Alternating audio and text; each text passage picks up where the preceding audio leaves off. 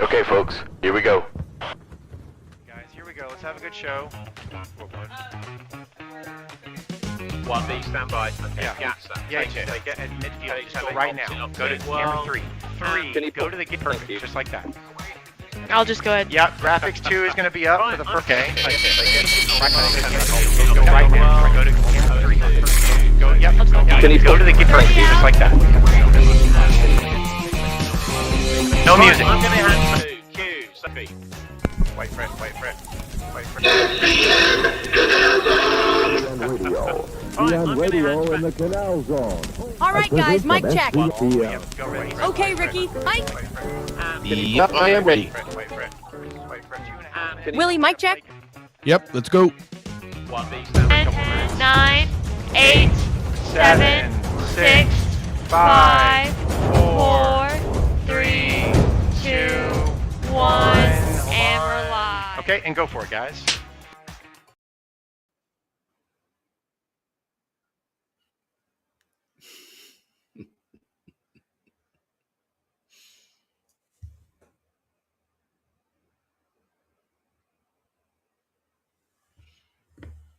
No te oigo, Willie. There we go, Willie. Nada, Willie.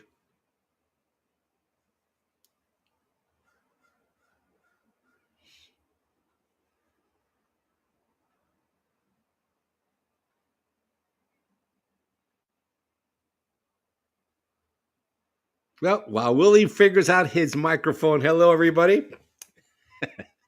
Typical of our glitching, but again, like what we always say every week, thank you for joining us on Fridays, starting your happy hour with us here at the Balboa Yacht Club Happy Hour, brought to you by none other than SCN Canal Zone on YouTube and Facebook. Indeed. Willie, Can you hear me now? Yeah, we can hear you now. Welcome back, Willie. Yes, thank you. We Thank you. are just about to toast to all our Oh, there you go. fellow viewers, which we have a Oh, so whole the bunch microphone that finally works. that. Right? Yeah. But you know, and we were actually even talking about it, how if we don't glitch, it ain't our show. Yes, indeed. It's funny. We were mentioning that earlier today that it's kind of we rough it a little bit. We are not a professional outfit by any stretch, and tonight just reinforces that. But nonetheless, like I was saying earlier, in complete silence. Thank you for joining us. Love having you guys out to start the weekend off. Happy hour at the Balboa Yacht Club. And yeah, we've got a really, really cool show tonight. You know, it is the beginning of the month. So, as you know, Dave Dahlstrom, our Canal Zone historian, will joining us. Got some interesting stuff to talk about. I posted earlier in the week in one of the promos about Lehigh University. And I had no idea the level of involvement in Lehigh University had with the construction of the canal. It's quite fascinating, but we're going to learn about that tonight. And then, of course, we're going to have some more chats about things going on in the news with the big elephant in the room. But truth be told, not a lot going on. There was supposed to be a big phone call today, and nothing transpired. So I think everybody right now is in a wait and see attitude, wait and see position. I know Ricky's trying to lie low, and we'll talk about that here in a little later as well. But the one thing that we are really excited to do here is debut something. We have a really, really exciting opportunity to do something here later on, a world premiere of a YouTube of a music video. So we're excited to do that as well. Chris, what's up, Whopping Boy? Good to see you. Where you at right now, Chris? Chris is always traveling. Chris is a pilot, so he's sometimes he's in Panama, sometimes he's in the States, in Europe, in Asia, South America. Europe, Yeah. Iceland one time. He went from flying F-15s to flying Boeing 767s. How about that? Huh? That's quite the change there. At least it's more comfortable now, Chris. You get to go to the bathroom, you can lean back and whatnot. So Hey, Willie, now that I got Chris on, so we were landing. The last time I was on a plane, we were landing, and I want to know if Chris, this is true or not. And the plane kind of bounced, boom, boom, right? And I hear this lady goes, "Oh, that has to be a Navy pilot," because Air Force pilots have the long runways and they land smoother, and then the Navy pilots, since they're used to coming down real hard on the platform. So I'm like, Very true. oh, that makes sense. Yeah. So with Navy pilots, some people will describe it as a controlled crash. because they have to come down and hit that wire with the tail hook, and it's got to grab it. If not, they go around. In fact, you'll notice Navy aircraft have a much more robust landing gear because they slam that onto the deck, where the Air Force ones Yeah, little bit yeah, softer of a landing. But nonetheless, yeah. either way, I There's think no, it's you sometimes you do have those bumpy landings. You know what I well. mean? It's funny you mentioned that. There's I watch a lot of YouTube videos on flying out. I'm a big aviation fanatic and all that. And there's a low cost carrier in Europe, Ireland based company, Ryanair. They're actually the largest airline in the world almost, just from sheer size. And all they do is fly 737s, kind of like Southwest, but it's become well known because people post videos of them constantly of them landing, and it's slam, and the crowd are like, oh my god, in the plane and stuff. They're notorious for just slamming those planes down on the ground. It's pretty funny, but Navy pilots, exactly, nonetheless, the Navy pilots. Yeah. Well, anyways, oh, guys, thanks for joining us. Like Willie says, we're really, really grateful for okay. everybody that joins us on the Friday for this happy hour. Like Willie said tonight, I've been hearing Willie's been working on this music video. Willie's got all these talents when it comes to putting these things together. And so, what do you got for us, Willie? I've been hearing Well, about something. actually, yes, you do. And Lee's mentioned that my mic volume is a little bit higher than yours. So let me see what I can do to work on that here. I'll Is work that a on it new behind the microphone? scenes here in just a moment. But yes, um, as you guys heard previously, I talked about this, and some of you have probably seen it on Facebook recently, that Mark Cicero released a song recently, a song that he had made quite a while ago, but was able to get it cleaned up and polished up. And it's a song called Panama Days. And so they put it out on Facebook, and I listened to it, and I thought, man, what a great song. And I just kept listening over and over, and it stuck with me right away. It definitely resonated. And so I reached out to him. I said, hey, congrats, beautiful song. I love everything about this song. Um, and I was like, hey, I'd love to throw a video together for it. And he's like, yeah, that'd be great. Go ahead, man. And so I've been working on it for about a month or so. So yeah, we're going to go ahead and this is going to be our first opportunity to do some kind of like a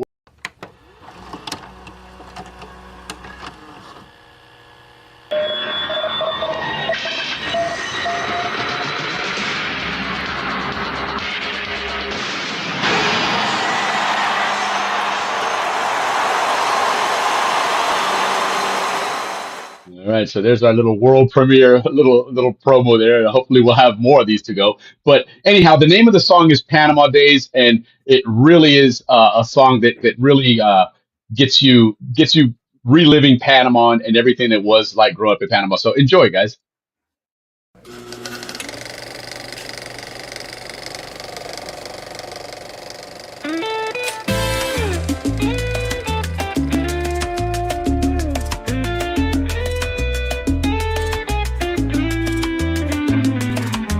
I love being raised in this tropical land. Miles of beaches with beautiful sand. Ships in the bays they pass through. View of paradise for the captain and crew. I always remember the mango trees. Fruit hanging low among the leaves. Napoli's pizza earns the crown. Clubhouse empanadas best in town. Park roadside where the causeway ends.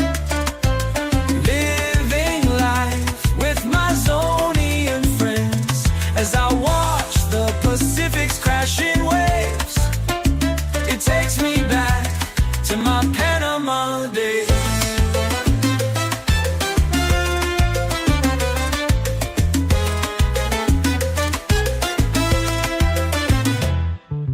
Black sand beach or the mountain view sets the scene against the sky so blue. Tropical flowers that bloom year-round. Palm trees stretch high above the ground. Park roadside where the causeway ends. Living life with my Zonian friends. As I watch the Pacific's crashing waves, it takes me back to my Panama days.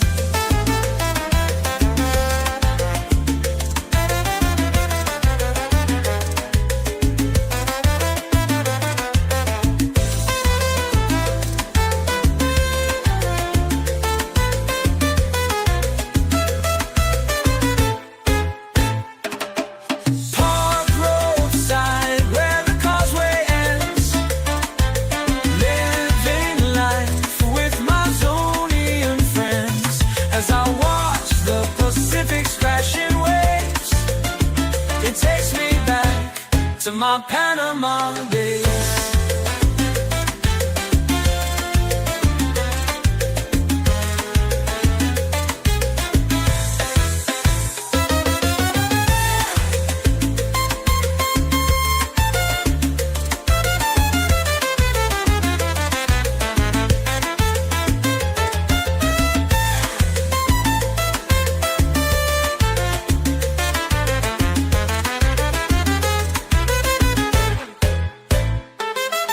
Park roadside where the causeway ends, living life with my Zonian friends as I watch the Pacific's crashing waves. It takes me back to my Panama days.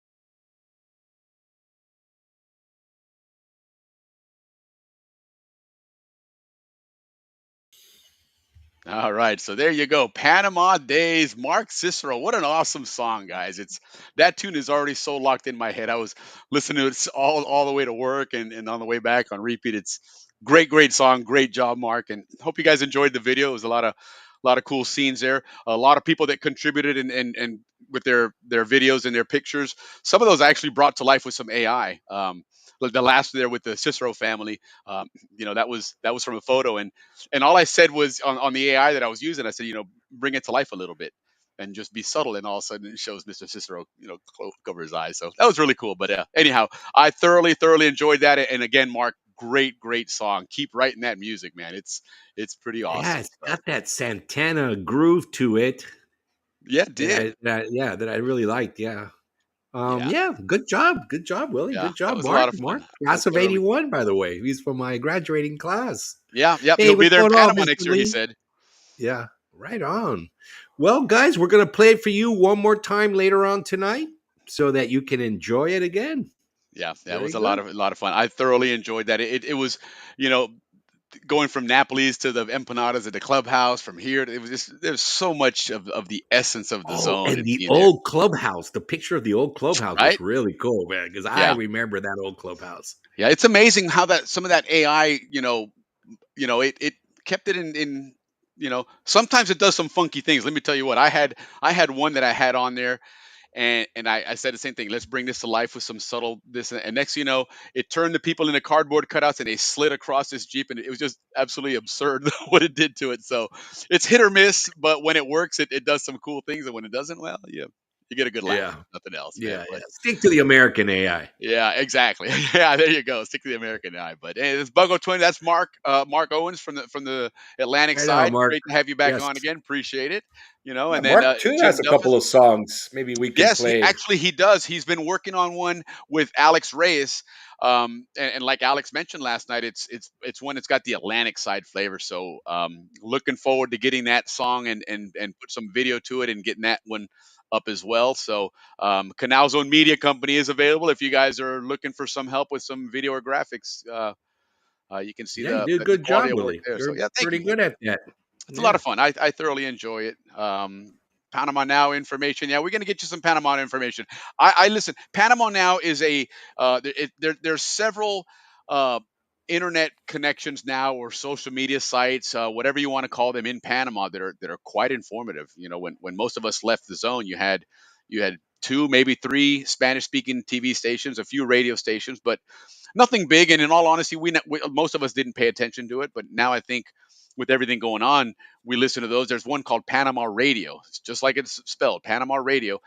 You can go onto those guys on YouTube, and they stream live their entire radio show throughout the day.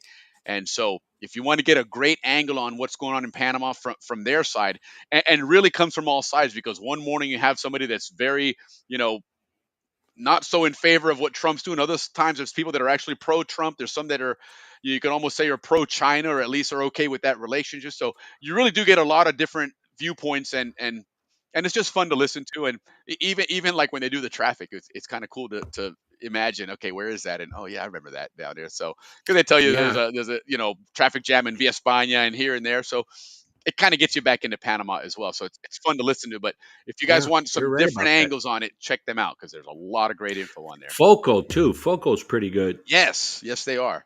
Yeah, there's quite a few, and a lot of these guys are listening to us on the show. We've been getting some commentary and some things sent to us from several of them, and certain reactions that kind of tell us, okay, yeah, you got that from the They're show. I watching our get it. show. Yeah, they are. I think we've done a great job. And listen, Ricky created a really good group of some really smart and creative Zonians that we have a lot of discussions on what's going on here, 16 of us now. Yeah. and some people that are in some positions where they know certain things and they're involved in certain things. But it's been a lot of fun, and it's great to exchange, information on it, and get a different aspect of what's going on. And a lot of what Get a we've lot of talked about intel here, for yeah, ourselves from them. it's come true. But we Yeah. agreed tonight to keep the Panama Canal talk a little bit on the low. Listen, Ricky Oh, knows some oh, oh. people in high places, and we got to kind of keep them. Yeah, yeah, and we also have two new bochinches on it though. We're not going to get political on it, but it is going to be on the bochinche side. So we've got two Yep. new intel to share with our And look, viewers. guys, there he is. There's Mark Cicero, the man Right himself, on, the Mark. voice of There's, Panama Days. So, Mark's getting ready to set up a YouTube channel, I think, and hope I'm not stepping on toes there, Mark. But if and when he does, definitely we will be promoting it here and make sure everybody likes and subscribes to it, like on ours. Don't forget to like and subscribe our channel as well. Help us grow. oh But yes. there's a lot of singing talent there, and we don't want it to go to waste. So. Go ahead and start cranking out that next tune, Mark. Happy to help you throw another video. It was easy for me to do because you made it so vivid with your description and your lyrics that it was fantastic, man. Really, really well done there, Mark. Appreciate you, and appreciate you letting me help out with that. And hey, look at Jason, right on. Listen, Jason, if you guys ever watch this guy on Instagram, man, this guy will make you hungry for Panama food. Let me tell you what, man. He throws some amazing dishes I out call there. him the Anthony Bourdain of the Canal Yeah, Zone. he is, man. He certainly is, and there's some good stuff there, man. You see some of that stuff, you're like, yeah, I'm thinking I'm good, Yeah, man. because he cooks with the story and the Does, man. pictures, He and cooks from then the he he cooks shows from you the all the heart. buddies that came over. Yeah, You're like, damn, you're talking about faking. Always feel like you're missing out. indeed, indeed, man. It's one of those, especially as FOMO. You get FOMO if you total know FOMO. Jason. Yeah, if you're a good friend of Jason like I am, you get FOMO all the time. Yeah, so You're next year missing when you're out. getting ready to go to the Panama Canal Zone reunion in Panama in January, start watching some of Jason's videos prior, and you know what you want to go and eat and what you want to try out, because a lot of us haven't been in Panama in a long time. So, know what's up and where the good eateries Oh, are. Panama. Because Yeah, it's known for the restaurants. yeah, Panamans for like, sure it is. really picked up their game in the Yeah, culinary arts, absolutely. and Look at Tanya. Hey, Tanya, fusion how are you? too. Good to see you. Good to see you on the show. Tanya Absolutely. Pujo, Hmm. she was a neighbor of mine in El Hmm. Prado at a very, very, very young age. Tanya's class of '86 as well, so we're all looking forward Yes. to going down to Panama. Make sure if you can, Tanya, join us. Class of '86 is going to be in Panama, January what I think it was 21st through the 24th. I think it was, or 21st through the 25th of next year. So we're excited to do that. Ricky's class of '81 should be going down. I'm not hearing a Yeah, whole couple lot of us. going on there, but Hopefully, Mark will be there. He you can know. play his guitar for us. Yeah, maybe he'll be out there, and that song will be in demand by then for sure. So awesome, Tanya, great. I hope to see you down there. That's great. Alex is trying to to make part of the Canal Zone reunion have like a jam, a big Zonian jam session on Friday night. So, Mark, make sure you're available for that next year. Yeah, heck I'm going to yeah. try to be there. Maybe get one or two songs in on the drums. Maybe I'll Yeah, play that song with you, Mark. that would be cool, man. That'd be That listen, that way song, cool. it was, and the other funny thing about it was there's always concern, obviously, of copywriting protection and what, and I definitely was reaching out to people saying, hey, I want to use this photo or this video in this music video, and got permission from it, of course, and I put the credits at the end there, but. the band that you saw playing there, that one I'm going to go ahead and take a chance. And that's El Gran Combo. They're from Puerto Rico, but they were around in the '70s, so I'm They're fairly still certain that around. They're still they around. are, but I'm pretty sure that they may not. I don't think that they'll come at me and go, "Hey, man, you got 3 seconds of my guy hitting the bongos there that you got to take down or need permission for." And if so, I'll just cite them on it as well. But it fit really good. It some of Oh those yeah, yeah. At beats the were end, I actually liked it. matched it okay. So it was nice. It was funny that whole Ricky and I were talking about the other night that whole bringing the Polaroids to life, that was all done by accident. I was just wanted to go with pictures. And there was a video that I had, and I was like, okay, I want to get a shot on this video. So I put it on there, and then what I would do is just hit play. And when I saw the one I wanted, I was going to pause. And I did that, and then I was like, okay, let me back it up and try it again. And then I started thinking, wait a minute, this looks pretty cool, man. And so you had a Polaroid that actually the photo was the video, and the video screen was the still photo.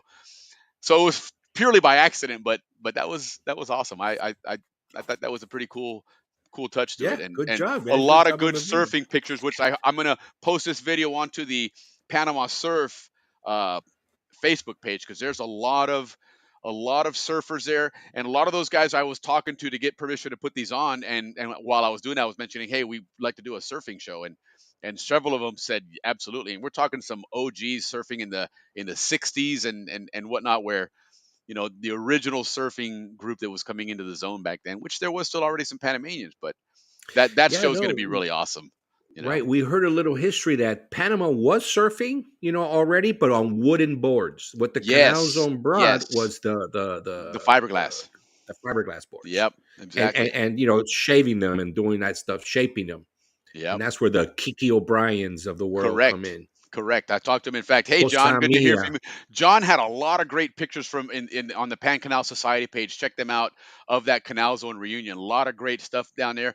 And John, I was talking to your brother Ed about these surf pictures and stuff, and actually uh, talked to him about doing that surfing show. He thought it's a great idea as well. So And since we have John on, John, we want you on the show for our baseball show coming up. Talk yes, about baseball in the maybe bring Kenny Morris on, Charlie Thrush, John, Larry Cicero, there's and several of talk them in some there. baseball. Yeah, Oh, there's some that age real group, ballers. they Yeah. really played ball, man. Well, Those and John's guys going to join really us also ball. for that class of '75 reunion. They'll be joining us next month in March. First or second week in March, I believe. So that'll be a lot of fun as well. And Tanya, what? I don't know. What? Okay, como? Huh? What? What the What? hell? All right. Well, we'll figure it out here in just a Wait, moment. what? But wait, what? Wait, But what? Well, let's get into the yeah, let's do bochinches. that. Let's But move we on, guys. can't. We got David on, and we want to get to David. Yeah, for sure. And of course, we can't start a bochinche without our all-time Hmm. classic Hmm. bochinche tune. El bochinche, el bochinche, el bochinche, el bochinche, el bochinche, el bochinche, el bochinche,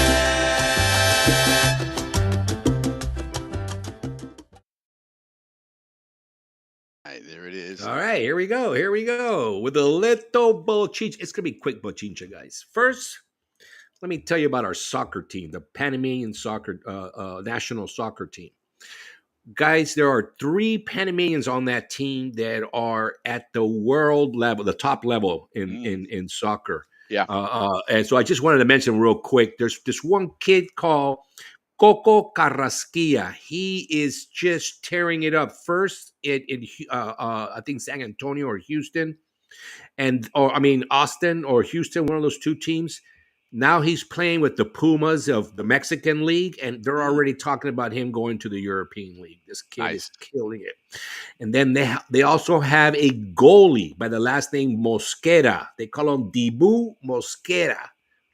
And this guy is I think he's already in the European League, and he is recently stopped a penalty kick, and it was a humongous game.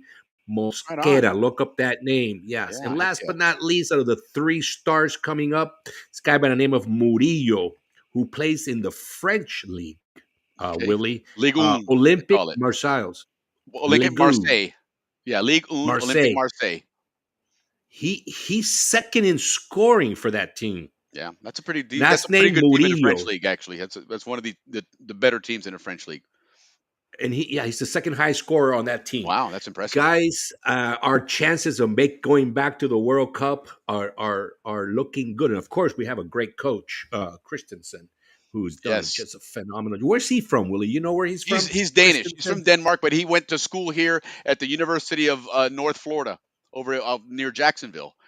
Um, yeah, Yeah, great he's a guy. Very, great, very great. great Yeah. coach. He has transformed that team. They're actually Panama was always one of those teams that relied on purely on the skill of a few players.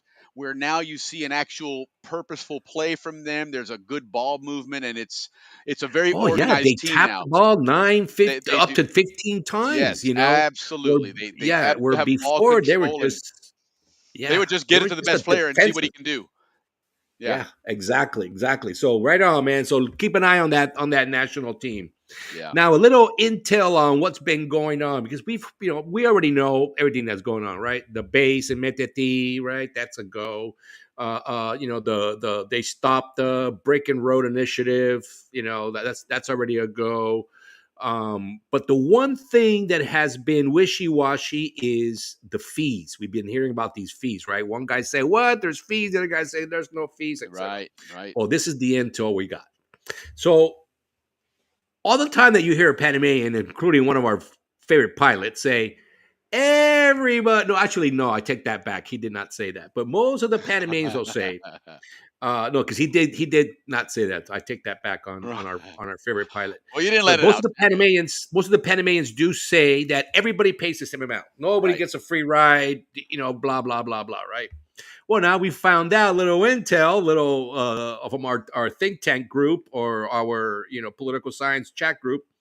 We find out that there is in 1979 for you guys, all you Zonians out there. This is good knowledge.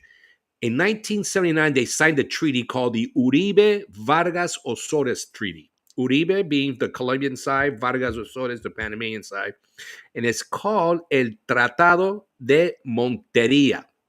And That's right. what that did was to allow Colombian, all their ships, military, commercial, but only commercial ships that had Colombian products, made products. Correct. They don't pay fees, free of charge. And not And only that stems back that, from 1903 when the United States and Panama basically started a country, and so they've got that sympathy for Colombia and said, "All right, listen, we're perhaps, but the thing is I, that gig is already out there. So what I think is happening, guys, from our intel, this is why we're okay with sharing this is, A, they're talking about the fees. B, they've also said that the Canal Authority has a process, right? And that's what the president's been saying. Hey, there's nothing I can do. There's a process. right." And Rubio said the same thing. Hey, we respect they have a process. Well, we believe this is that process. They're probably going to attach something where United States has a deal like the Colombians do and the Costa Of Ricans, course. which we And found exactly, out Costa Rica. from That was the bizarre one. yeah, from our pilot. That's what our pilot did say that Costa Rica Yeah. also has that deal. So it's a lot of people are saying that the president lied. I myself this morning said the president lied until this intel came in. So we Right. just think that Rubio just jumped the gun, Right. knowing that there is already a treaty where a country gets freebies, for So whatever there's reason precedent, in other words. presidents, and maybe because they lost their country in their canal, and now Rubio's saying, hey, well, if you if you guys go into war, we got to come protect you. So kind of balances or gives the right reason for those fees to be waived. So It Willie, you were right. That might be it might be something that comes to fruition I've right been there. saying all along that I never believed that Trump ever wanted to invade Panama or take the canal. I think he made a lot of noise to position himself and the United States where Panama would suddenly look at alternatives. And not only have they looked at alternatives, they've gone and canceled contracts, they've opened audits and investigations. So it certainly served its purpose, in my opinion. Now, another interesting thing that we found out, and this one I picked up actually this morning on the way into work, listening to Radio Panama, and these guys were talking about, you know, one of the big controversies is how much control do these Chinese ports have over Panama and over the canal? How much influence they have? Because Yes, again, yes, control right. is a And very they all say, relative no, term, zero, zero, right? right? Zero. That's all we hear, zero. Well, But you know Willie what? did They his take. research. And here's the thing: the position that's taken when in opposition to this is they don't control the canal in the sense that they don't tell you, okay, close the locks, don't let that ship in. Okay, certainly they don't do that. But the other end of it, and this is what I was listening to today on the radio, and apparently there was a controversy that has gone on and is still in the Supreme Court in Panama, a case where, you know, the Corzal area was an area that they were going to develop another port. You know, when you look at the canal zone, when you look at the entrance to the canal on the Pacific side, from Balboa to Miraflores locks, yeah, and like everything else, when we grew up down there, apparently the whole world was much bigger than it is now. Everything was so slow, the speed limits and everything. So, you know, if it took 15 minutes to get down there, you assume it's a pretty distance away. You know, obviously it's really not. You know, from anyone that's paddled a Cayuco in the races recognizes that from Miraflores to Rodman is not that far. So they're going to build a port there in the Corzal area. On the Coruscant area. Yeah, because if you go Correct. from the spinning club to the locks, all that on that side, you know, opposite from the Rodman side Right. on the Diablo, all that was going to be a port. Correct. And what happened? The port company Hutchinson put a stop to it. They said it was infringing on what they had and agreed upon there, and it was a to the point that they took them to court and ended up going all the way up to the Supreme Court. So for what it's worth, the term control of the canal, while it's a general term and you can interpret it any way you want, there's That's certainly a an good influence example. there because they're stopping another port from being constructed. And what else are they able to restrict through those agreements?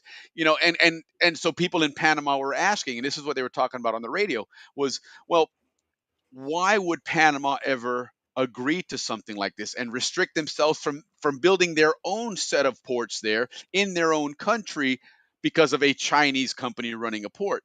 And and this goes back to what I said back the first week in December when this story broke. When I put that video out about the Chinese debt trap diplomacy, the whole brick and road initiative, this is part of that. This is how they do those things. And one of the things they do is they get these really shitty deals for these countries in exchange for paying somebody a lot of money to accept it, the person that happens to be in charge.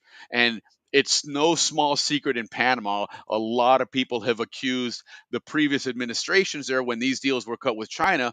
A lot of bags of money were being Yeah, sent around no there. transparency. There was None absolutely no at all, transparency. and Yeah. this is something that's well I known in Panama. yeah. We've all, I mean, I think everybody in the audience here at one time or another has paid somebody in Panama to get something done. So it's not uncommon. And at the end of the day, here comes this Hutchinson company that they're independent. They're Hong Kong, all these things, but yet Panama can't build a port in their own country because Hutchinson stops it and takes it to the Panama Supreme Court.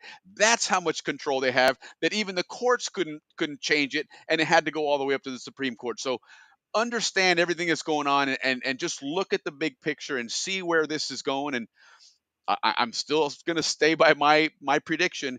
When all the dust settles, there's going to be two or three bases in Panama that are the U.S. now that are going in there. I still think that Howard will become an air base again. I think there's going to be a naval base in there somewhere, and there's something's going to be in the interior on the east side, though not on the west towards Costa Rica, but towards Colombia, the Darien Gap, and all that stuff. You know, remember. Panama and Latin America right now has one common foe in Venezuela. And so they're looking in that direction. Things are getting heated up with Colombia as well. So I think at the end of the day, Trump's gonna get what he wants. Mulino's gonna save face and say, "Hey, you know what? He didn't take the canal. He didn't invade. He didn't. I stopped him from getting all those things." And now the United States, in fact, is going to be more involved in our security. And we've granted them concessions for bases, which they're going to probably pay heavily for, which I think Trump is okay with to have a presence there. But that's just my opinion. We'll see what happens. End of the day, we're all Zonians, and so either way, whether we agree or disagree, we still have a love for each other in our Canal Zone heritage, and let's always remember that no matter what, we all have opinions here, and that's all they are is opinions. So, but that's Yeah. that's my 10 cents on this. And to Dodd's point there, yes, there wasn't a lot to talk about right now. We were hoping, in all actuality, Ricky and I were on last night doing show prep, and we're like, all right, what are we going to talk about with Panama last night? And we're like, okay, we'll save space to talk about it, but we got to wait and see after this phone call with Trump and Molino, which didn't take place now. So there's not a lot really to talk about other than going back and forth with some of the same things. But there was, again, just Yeah. this one little Like the piece only that I thing found. left is the fees thing. Really, that's about the only thing that's left that and those are seems to formality. be, so they can move on to other things. Sure. Like I said, the president's already acted. Yeah, I'm more on the Molino side and my uncle's side, which is look, we're Yeah. not breaking any No, treaties. no, exactly. We're getting along. Everything's peachy keen. Get over your, whatever it is. I think that everything is worked out, and I think that it's going to move. It's going to move forward in a positive way. The bases and all that, Willie. That's on you. You believe so? I think that the Meteti is kind of that base that you're talking Yeah, that's about, one of them. Absolutely. because they That's one are of them. gonna one of the things that they negotiated was that they already use it, okay, but now they're gonna enlarge it. So Yeah. when you let the US enlarge a base, that means Sam has a a big lot. footprint. Hey, listen. Ralphie worked out there, right? He tells us that the hospital, which is probably like the home base for the security people out there, is built like the Pentagon. That interesting? Look at that. A little. So anyway, so that's probably the base part. They got that. Yeah. And for narco trafficking Sure. and But see, like John but says in the chat there, that this is. I think one of the things that Trump did here, and maybe his delivery was not the best. So we know that Trump is not exactly a diplomat when it comes to things, but Trump gets what he wants, and we're going to leave it there. Again, I don't want to turn this into a political show. His delivery probably could have been a little better. I'll give him that. But what it's done is awakened a lot of people. It started the conversations in Panama. It started people talking about Panama's future, whether it's listening to Trump or not, or whether it's doing what Trump wants or not. You start looking at what you're currently sitting in front of and what's going to continue to grow, and that's that Chinese debt and that Chinese influence. And let's not kid ourselves. When you have that much debt in with one country and they're so involved in your infrastructure, they have some sway in what you're doing. And you better believe that before you go to your meetings to vote on certain things, you have gone to Lung Fung and talked to somebody there and had a conversation. And who knows, maybe you went to the casino and a stack of chips was handed to you. But things get done, and these people are not sitting in that country without having influence. I can't. There's no way that I'm going to believe that one way or the other. But hey, let's see how it plays out. they That's play all the we can game. do. They play the game. Of course they do. Of course they do. Okay, yeah. So, And then Mohammed? Willie, moving on so we can get to our historian is. There's been a lot of talk out there too, Willie, about all these alternatives to the canal. So we're going to quickly run down what these alternatives on, and we'll talk about it more later, maybe next week or the following week. Yeah. But there's Willie, there's 3 railroads that China is investing in. One is in Mexico, which is going to handle 1.4 million containers. Right. Pretty good. Panama There's gonna be do? one in Honduras, and that one is the one in Mexico. It's 4.5 billion Dollars, the cost. Okay. Yeah, cost. There's gonna be one in Honduras, another railroad in Honduras. That one's gonna move 3.6 million containers. Okay. And that one costs 3.5 billion. Okay. Then there's a smaller. Speaking of Colombia getting a freebie through the canal, the Chinese are building with them a train to go across from the Pacific to Atlantic, but only going to move 300,000 containers. So it's a much smaller operation. Okay. So those are the 3 railroad alternatives that China is investing in. So one 1.4 million, the other one 3.6 million, containers. The other one 300,000 containers, and between those three, they're spending almost $10 billion, right? And barely moving 6 million containers. We see that's 5 million, 5.3 million. Yeah, that's what I'm saying. Barely 6. Panama, Panama moves 8.2 million containers. All right. Right. So if they build another canal, another lock for 5 to 7 billion, still less than all those other railroads, and we're not even talking about the Nicaraguan one yet. They would move another 6 million more. Right. So that'd be like 14 million containers going And we through there. know that this new bridge that they're building right now next to the Bridge of the Americas, in those plans, they have set aside room for that next set of locks. For the next It's enlargement. it's Yeah. not a Yeah. matter of So if, it's when that happens. it's when And that so happens. they'll keep catching up to these guys here for a fraction of the cost. Yeah. So anytime you hear, and then listen, Willie, the Nicaraguan canal, 50 billion. Yeah, So forget about it. guys, I mean, and then there's also another one, the Arctic Pass. The Arctic Pass came in at 43 billion. So, when you see those things out there, guys, just the canal's not going anywhere. No one's going to be, It's still the primary way to go. These might be backups yeah. and secondaries, but they cannot compete with the canal. They just They absolutely cannot. just can't. There's just it's the numbers just don't. And They're Panama not can there. out compete with them. If Panama needs to grow, they can for a fraction of the cost to add more But capacity. this goes to all the stuff that you research. So Honduras, Mexico can afford it, but Honduras, 3.6 million. It's making them invest in something that's going to fail. Right? And they're not going to be owe able the to money. pay it back because they're Yeah. not. Like you said, they're going to need 2 ships plus rail in between. Sorry. So it's a bad loan, right? So they know they're not going to pay it back. So what happens? They get all their fish, they get all their lands, they get, Yep. exactly what you were talking about. Debt So trap guys, diplomacy. let's cheer to our friendship with the Americans and the Yes. Panamanians and a great canal that you guys built. To a great Right on. 2025 for Panama Cheers and to the you United States. guys. Salute. Hell yeah.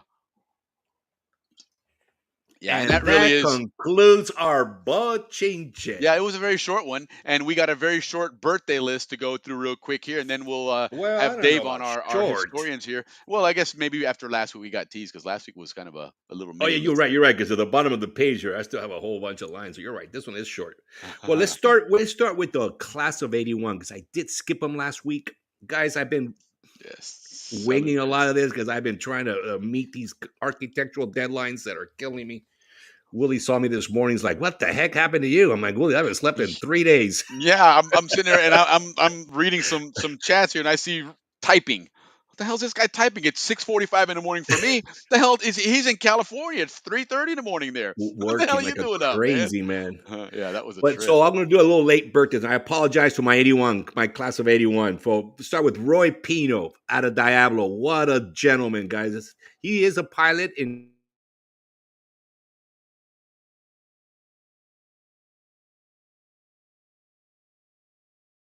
Great dresser, but happy birthday. And to my one and only, and to the Canal Zone's one and only, happy birthday, Kelly Morris. There you go. She is a whopping 35 years old and celebrated on the 9th.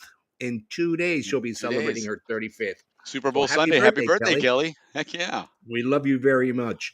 Out of class of '81, out of California.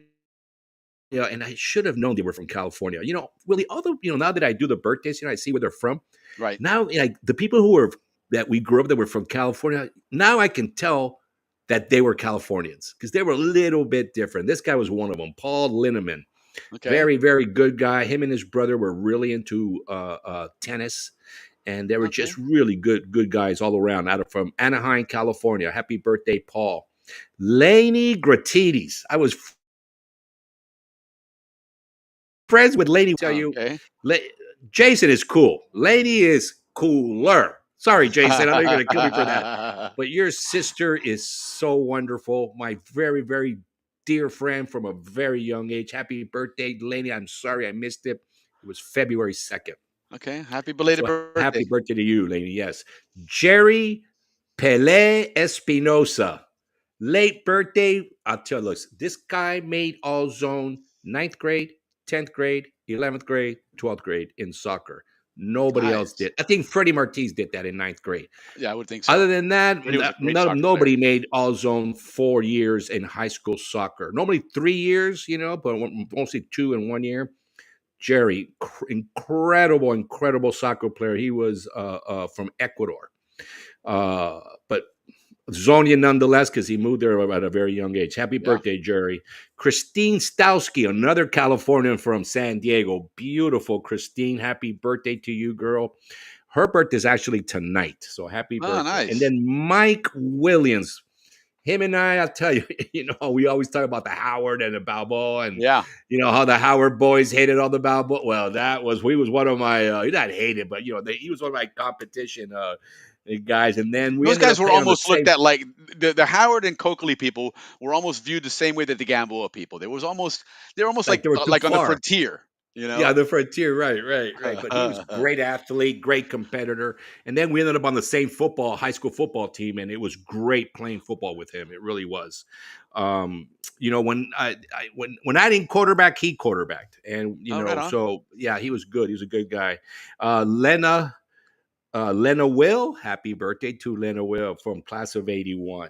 And her birthday is in a couple days. Nice. So moving right along to the big list. So the rest of the people now, because this is the rest of the 81's got their, people. it's 81 birthdays, and then lo demás. We agreed if I did the show I'm just that saying the 81s go first. So that's in the listen, contract. that was in the contract. That's it. I said, listen, I'm willing to give you birthdays, and he's like, I'll take it. Oh, Yeah. That's how I got So on. I That's how know. I got. So happy birthday to my little brother, which I should have started with him. He's on the 12th, so he's still got Mhm. 5 days. But we're going to celebrate him today and next week. My little Yes. brother, Roby. Let me tell you, like you and Tony, you guys had to put up with me as your big brother. We So did, kudos man. to the three of you. And Steve Malia too, man. So Yes. cheers to you guys, Yes. you little Maliantitos that have put up Yes. with a lot of my shit. A lot of memories of Steve and Tony and Roby and I running around Balboa, and And a me lot. driving you guys Oh everywhere. yeah, But in the yeah, gray Roby, Fiat, you're in all the right. gray Roby's Fiat. all Remember right. that? Yeah, Roby's had to put up a big fight his whole life having me as his brother. Sorry, We Roby, can't. but it's all good. It's all good. Karen Dolan, the beautiful Yes. Karen Dolan. Happy birthday to her. Sharon Proud DeVore. mom of a Los Angeles Laker. That's right. Or someplace for the Lakers. Yeah. That's correct. Sharon Davor, another Frenchie. Happy birthday. Mark Leroy. Happy birthday, Mark. Robbins, the beautiful Mitts. Every week I tell you the same thing, how lucky Canal Zone boys are. These women are all so beautiful. Rich Horder, happy birthday. Leave Soline. Vaya My pelao. little brother. Right on, Your Leave. next door Happy neighbor. birthday. Yes. I think I was already neighbors before Leaf was born. I was already Sure. hanging out with Larry. Yeah. Tammy Barriga, happy birthday to you. Edward Mundo Rogers. All you Oh, Diablo yeah. guys who remember him. Good guy. Good guy. He played all the He was sports my with me. receivers coach on Rams when my first year. He was on. Yeah, Great we guy. grew up together and played all the sports together, either on the same team or against each other. But normally we're on the same team. Yeah. Julia Curtis, Jerry's little sister. Happy birthday, Yeah. Julia. Eugene Monahan. Yep. Big He was name my in the neighbor in zone. Amador. Yeah. Yeah, big name in the zone. Happy birthday. It's big name. Sarah Polite. Happy Mhm. birthday. Oh, your prima, Alejandra Lucia. Feliz Happy cumpleaños, birthday to Alejandra. Alejandra. Yes. The very beautiful Lisa Adam Rose. Did she get married? I'm going to die if Lisa Adams got married. Well, No, she's got Lisa kidding, Adams Lisa. on one profile, and there's another Lisa Rose. So happy birthday to either one of you, or both. All right, Lisa, happy birthday. She was my girlfriend my senior year. I'll tell you, man, I was the quarterback of the football team. My uncle was the president, and I dated Lisa Adams. So, That's a trifecta there, brother. what a year. Yeah. Thank you, Lisa, for those great memories. Jake Jennings, happy birthday, Jake.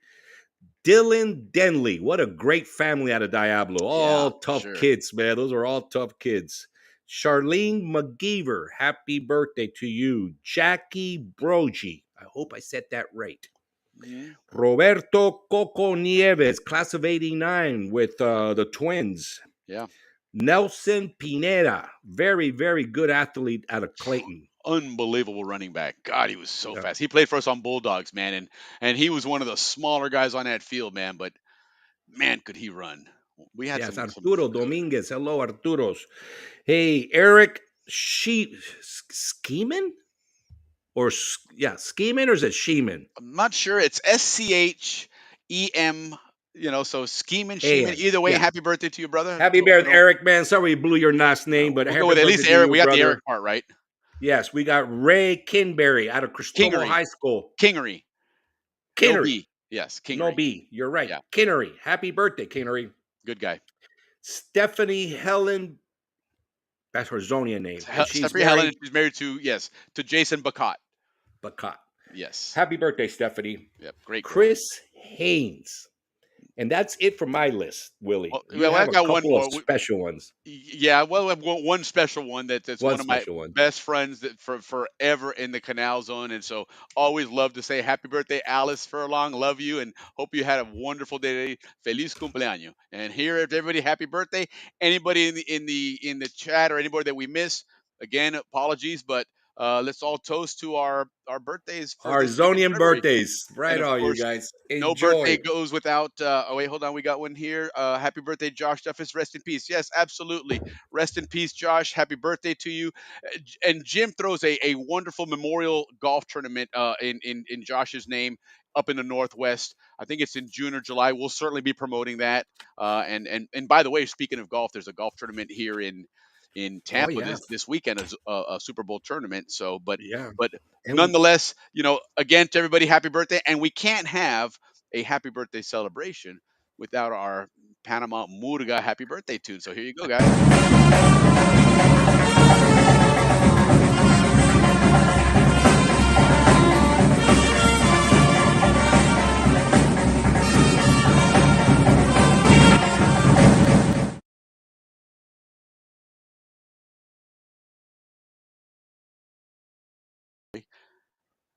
There you go. Sorry about that. So happy birthday again to everybody. And Lee here's chiming in. Happy birthday to your nephew, Paul Jr. Right on. Happy birthday, Paul Jr. Hope you have a great day. Oh, look at this one. Darren Dennett. Wow, Darren, there's a name I haven't heard in a long oh, time. Thanks Darren, for my sharing that one, good Jill. brother. Heck Yes. yeah.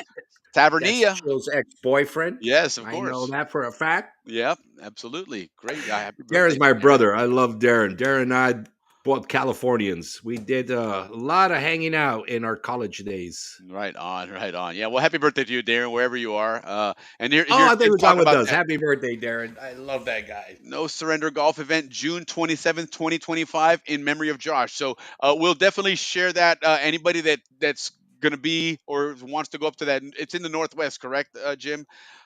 Let us know, and we'll be more than happy to put it out there and see if we can't get some folks to fly up there and show some support. And if so, also, Jim, let us know if there's any way that people that can't make it that maybe want to contribute and help out. If there's a GoFundMe or something, we'll be more than happy to throw it out to you and help out wherever we can. So John's asking, where is it this year, Jim? The golf tournament. So yeah, definitely let us know so we can get the word out and make this thing a big success for you guys, or an ongoing success like you guys have already had going. So but Willie, 2 golf tournaments. We're expecting results from. One happened last week in Coronado, and of course the Canal Zone reunion 2 weeks ago. right. Yeah, no, That was already 2 weeks ago. no, it was last week if I'm not mistaken, because it's the week right after the reunion. Yeah, that's what I said last week. Oh, Just last weekend. you said 2 weeks ago. Okay, my bad. No, But the Canal Zone reunion golf tournament was 2 oh weeks yeah, ago. yeah, that's right. I always forget about that one. The Those are the Reyes separate ones. and Yeah, who yeah, was the other yeah. guy? Reyes Ramos, Reyes, somebody else. It was R squared because it was definitely two of the folks going there. Ralph Oh, Furlong Reyes said he'll go. Russell, I think. Look at Ralph. Ralphie always wins this thing. It's pelado ya la vida. I won Say Tuesday, second Ralphie's place Wednesday. athletic, man. What, you see him play He football? You see did him that kid play quarterback? football, baseball, everything. Ese pelado Jesus, plays you know the everything, guy, man. you know the kid from the Arizona Cardinals. That was Ralphie. Same thing. Yeah, he's just a baller, Fast, man. could throw the ball. Yeah, right on, Ralphie. He's a champion too. Ralphie won many championships. Yeah, ese tipo es campeón mundial de todos los deportes. Ese tipo, buenísimo. So yeah, so definitely. But all that is great, fantastic. But you know what? Let's go back in time to the Canal Zone. Our show is all about Canal Zone memories. It's all about reliving the history of the zone.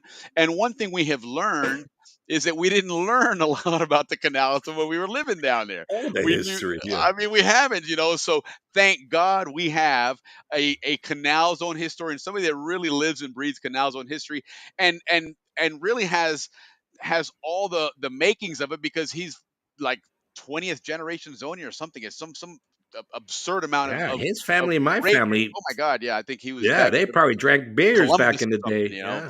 but nonetheless, Dave Dahlstrom is our Canal Zone historian. He does a wonderful job of bringing back the Canal Zone memories and some other cool stories along with that as well. So, beginning of the month, everybody, a big welcome to our Canal Zone historian, Dave Dahlstrom. Welcome, Dave. Welcome to the show, man.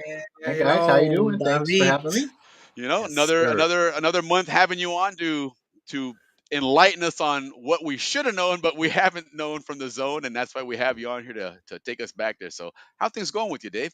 Things are going pretty good. I got a good show for you tonight, Nice, and nice.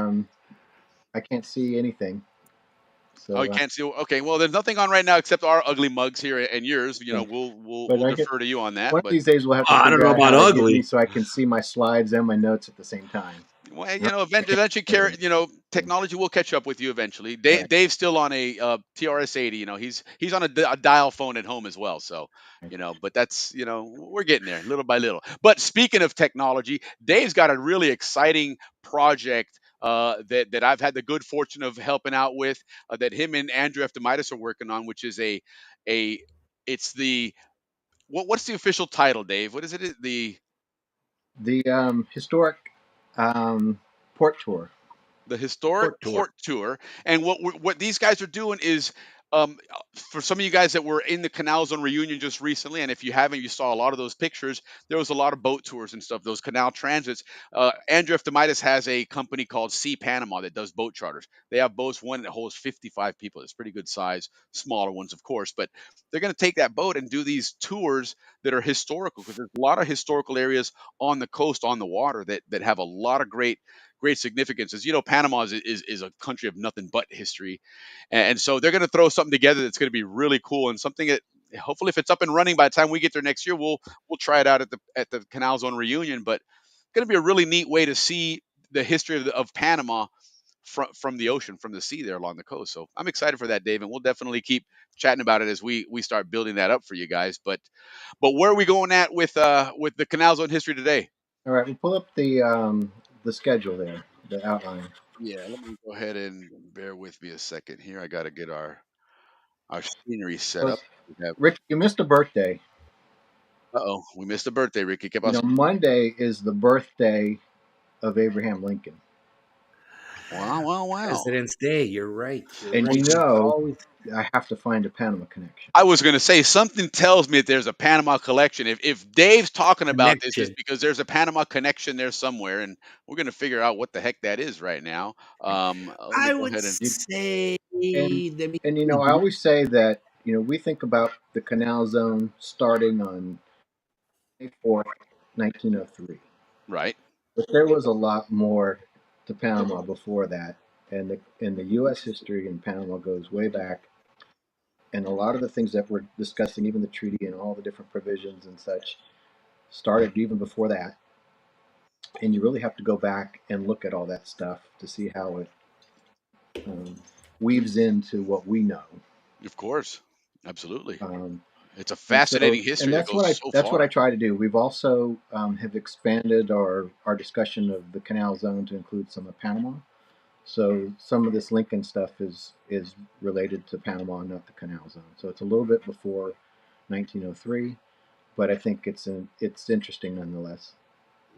Interesting, interesting. Well, I'm looking forward to hearing that. And real quick, Ricky Marks mentioning with that senior you had, it's no wonder the 81 comes first. Yeah, I know, man. These guys. Let me tell you what, man. That class of 81, I don't know what kind of racket they pulled, and next thing you know, I wake up one day and they're just kind of running the show here. I don't know how the hell that shit worked, but nonetheless, he did it, man. And then real quick again, Jim Duffus is posting on here.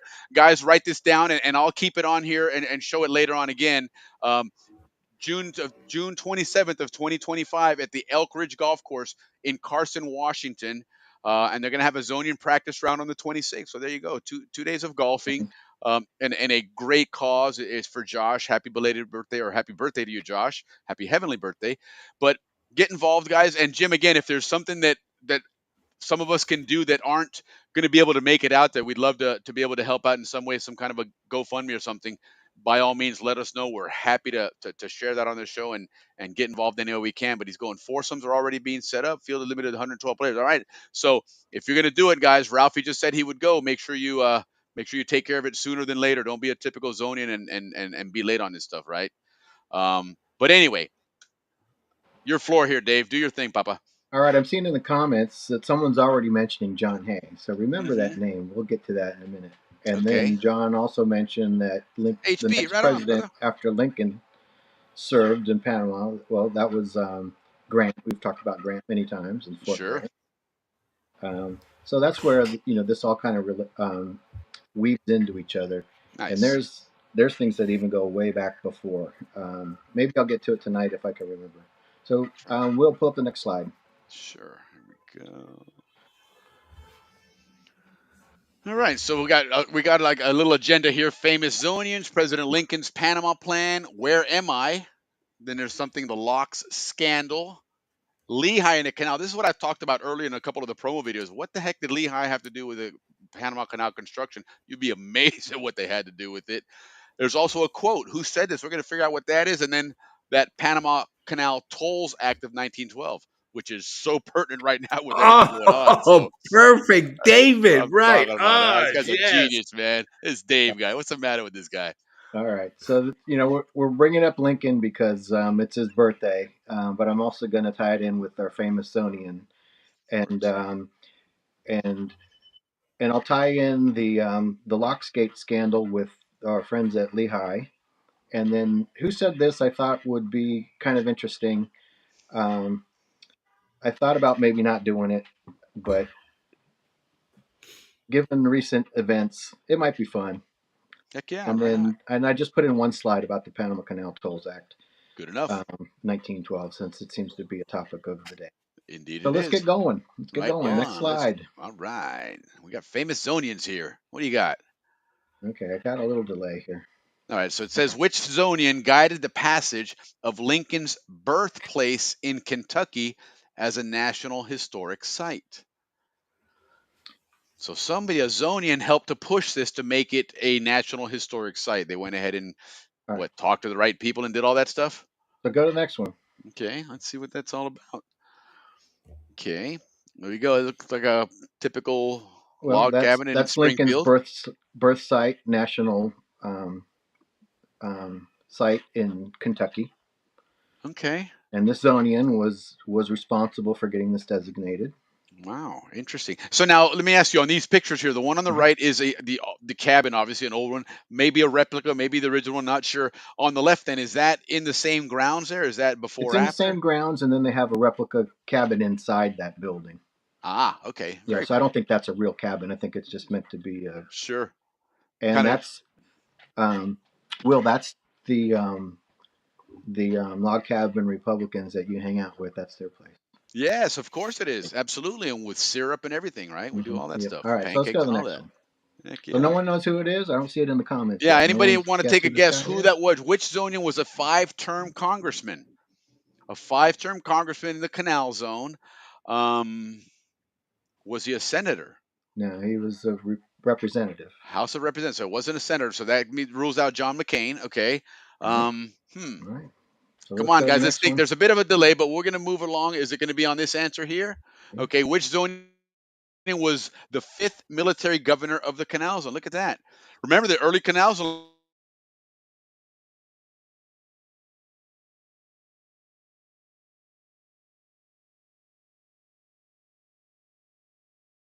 Before it became the first governor of the Canal Zone, and he was still military, but they had different, or they had the Isthmian Canal Commission, and then they had the Panama Canal Company, and they had Panama Canal Commission. So the Canal Zone government evolved over time. Yeah, it certainly did. It certainly did. And then the next slide, which Zonian had a ferry service and a bridge named after them? Okay, now we're getting a clue here, guys. Come on now. Come on, Zonian. Step up with this one now. Somebody's got to know this one now. I know it. I'm not going to I know you know it. Look, Ricky's just chomping at the bit there, man. All right. Come on, let me say it. Let me Let's say go it. to the next one. All Go to right, the let's next one. go to the next one, and this is none other than Maurice H. Thatcher. There you go. All And the right. big winner, So you ding know ding that ding, famous bridge HB3. that we see. Did you have any idea that he was the governor of the Canal Zone? And that he was a congressman. We got to clap it up for HB. He got the answer. All So, right. but And that that when he was in Congress, he got Lincoln's birthplace interesting. listed as a national site. He also got the Gorgas Memorial Laboratory in Panama um, built. Hmm. That's a beautiful building. And as it says in the caption there, he's the youngest member of the Isthmian Canal Commission. Interesting. Yeah. And that makes sense why they would want to, use his name for the bridge. All right. Remember that was a big deal with the Panamanians. Yeah, So let's absolutely. run through this. Let's go to the next one. Okay, so in 1910, Thatcher was appointed by President William Howard Taft as a member of the Isthmian Canal Commission, which supervised the construction of the canal. Look at All that. right. So he started in 1910, Okay, canal and wasn't done yet, but it was in operation, or right, it was right, almost complete, but mhm, they're still building it. right.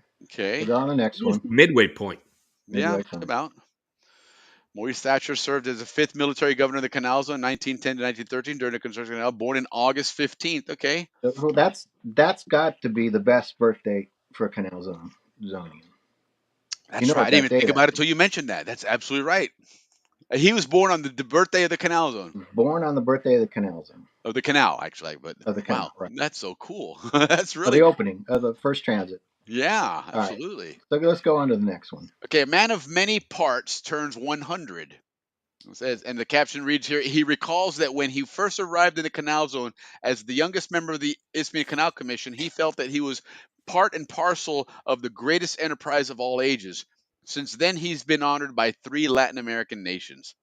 All Wow, and right. there he is sitting down. Wow, look at that. So he lived in D.C. And he died not too long after this photo was taken. But the Panama Canal Review did a story about him when he turned 100.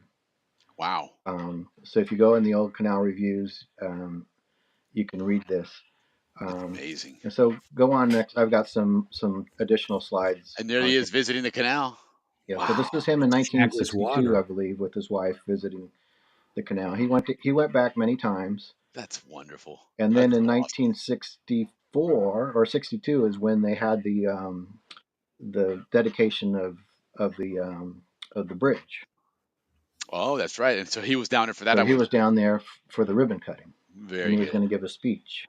So let's Yep. go on to the next one. Thatcher's Ferry was named for Maurice Thatcher in 1961. President JFK reportedly gave Maurice Thatcher the pen which Kennedy signed the bill that named the bridge after him. Thatcher had 14 pens from Coolidge to Johnson. Man, this guy was historical, man. He didn't play. Right on. He was involved in a lot of things, and we talked about John F. Kennedy being stationed in Panama for a number of months, Right? Yeah, and so he Joe was Boga.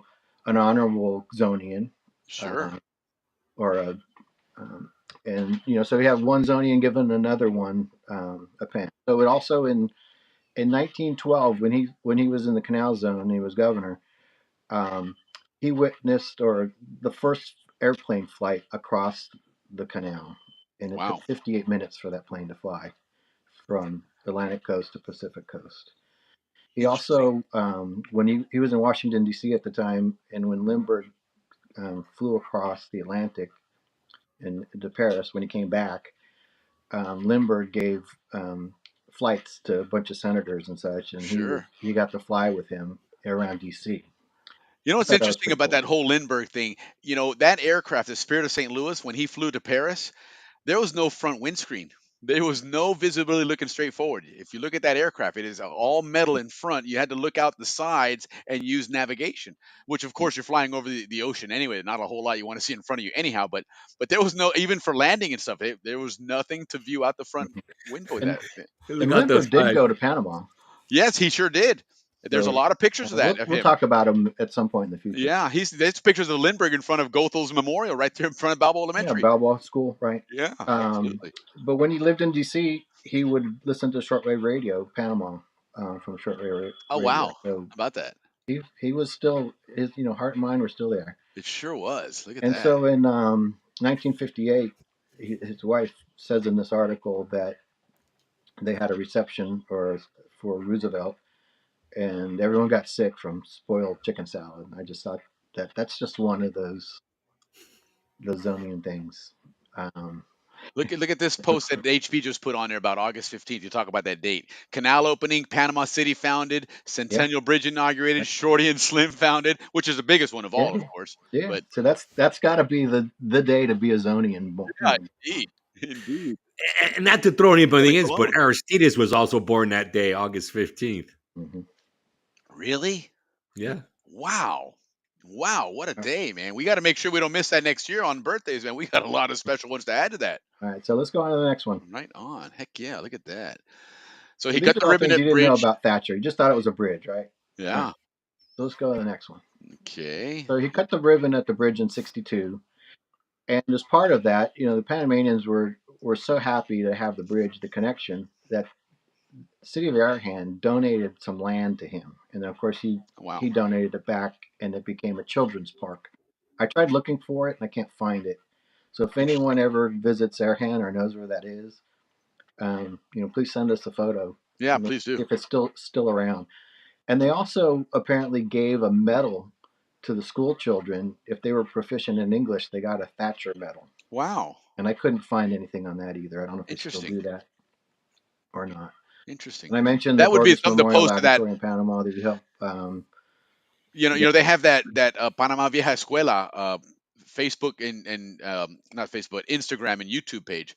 It might be worth you reaching out to some people there because they find a lot of Panama historical stuff on there that might be worth checking into. But right. And then he was given the Order of Vasco de Nunez by Panama, and you know who else got that order? We've talked about it in the past. Yeah, you have talked about it. So go to the next one. Let's see, and there it is. There's the medal. And then the next one. They're just a couple pictures of the medals here. Oh wow, look at that! Oh, that's beautiful. In case you've never seen it, I think it's a beautiful medal. Yeah, and indeed. very rarely given out.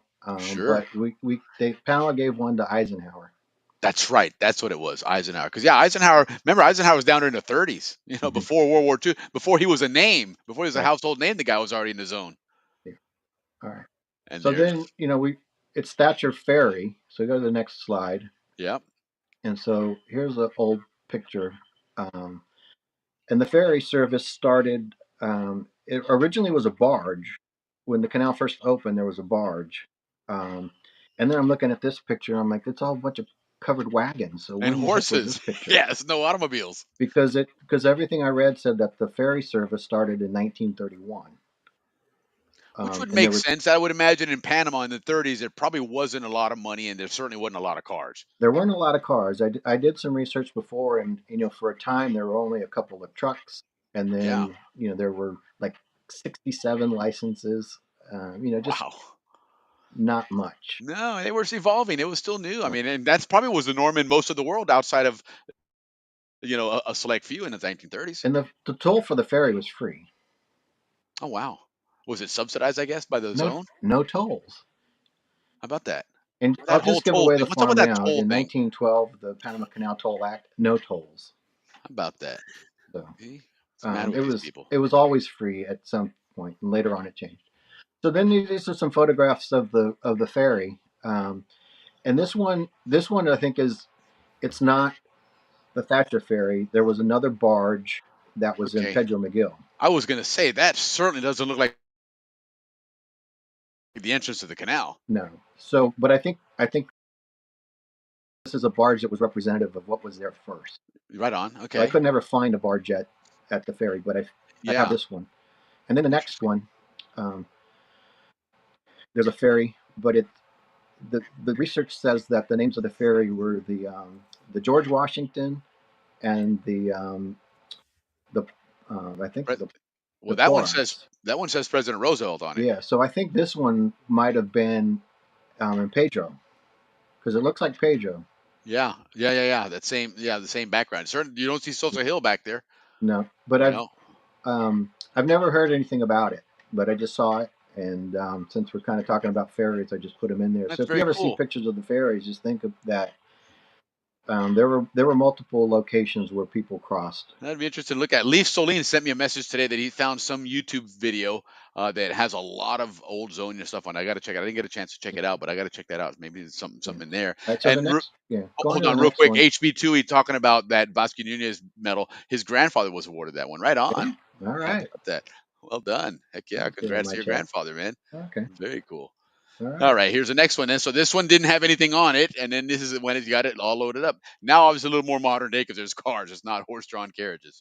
Well, yeah, this one you can see the name on it, Yeah, and it's clearly. called the President Roosevelt. Roosevelt. What does it say? President Roosevelt. Okay. So so I don't know where this. Everything I read, it talked about there was the Porras, there was the Washington, Correct. and there was I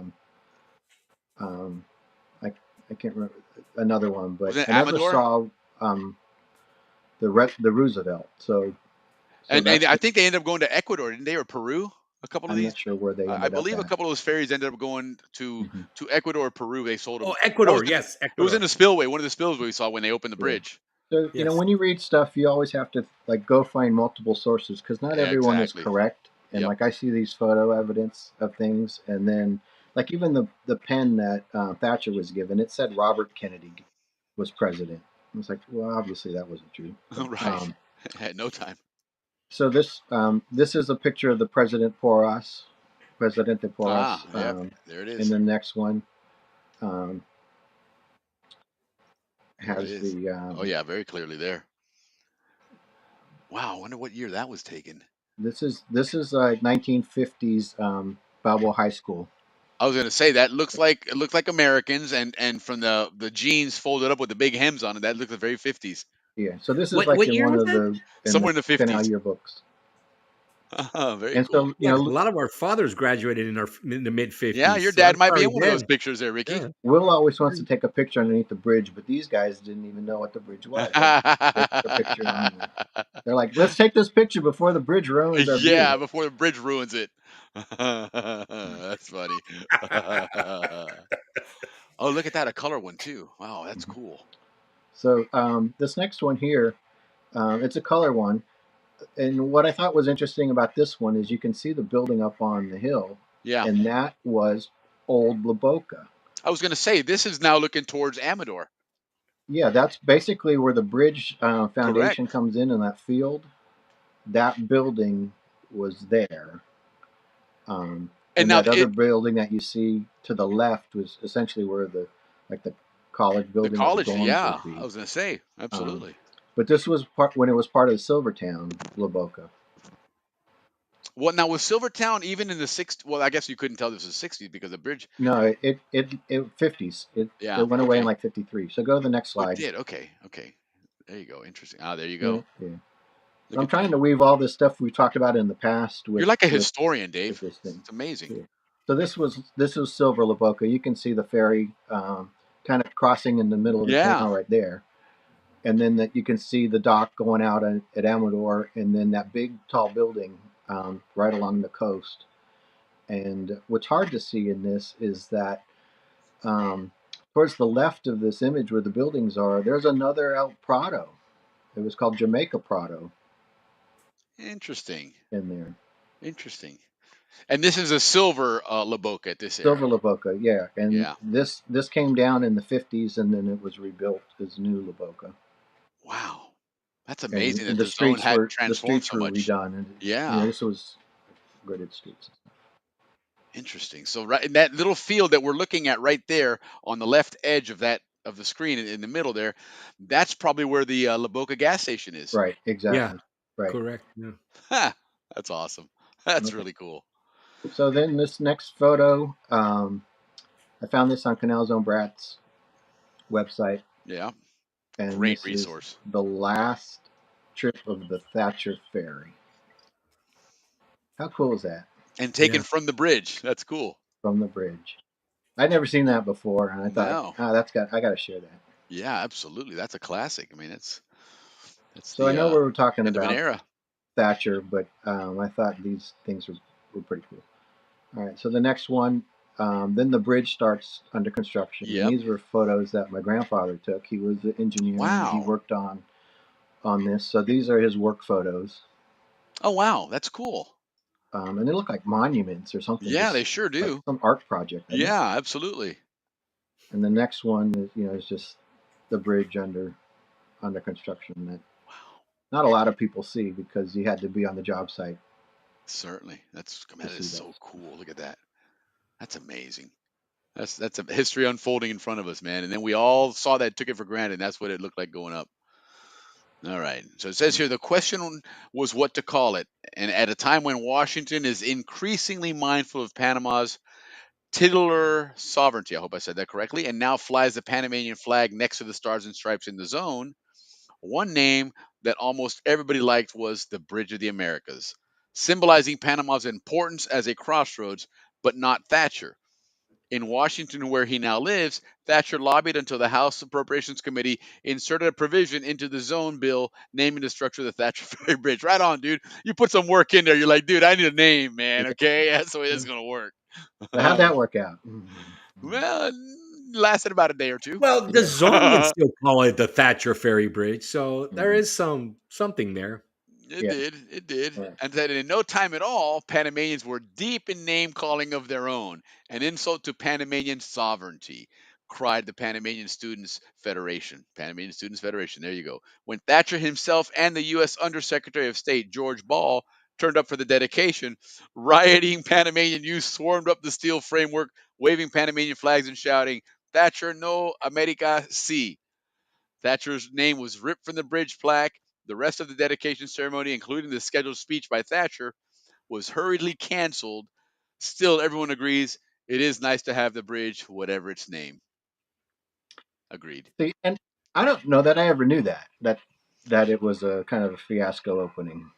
I think I read it recently, but no, I didn't know it either until I think now we took some interest in it, with the show and Mhm. everything. I started looking more stuff up. But yeah, Yeah. I didn't either. And you look at some of those pictures, and I don't know if you have it on. Yes, there's one I already see it here. And I see this picture. I'm somebody that is scared of heights. And this one picture we're gonna show here, hell no, I wouldn't do that. I don't care Yeah. how important that Right. is. So But you wonder about how little things like this like get under people's skin, right, and whether or not if that bridge had been named Bridge of the Americas, we would have not thought anything about it. And correct. but it's just one of those irritant types of Yeah, things. Just one more thing, just like flying the flags when you're supposed to. Just one more thing, one more thing. yeah, Um, yep.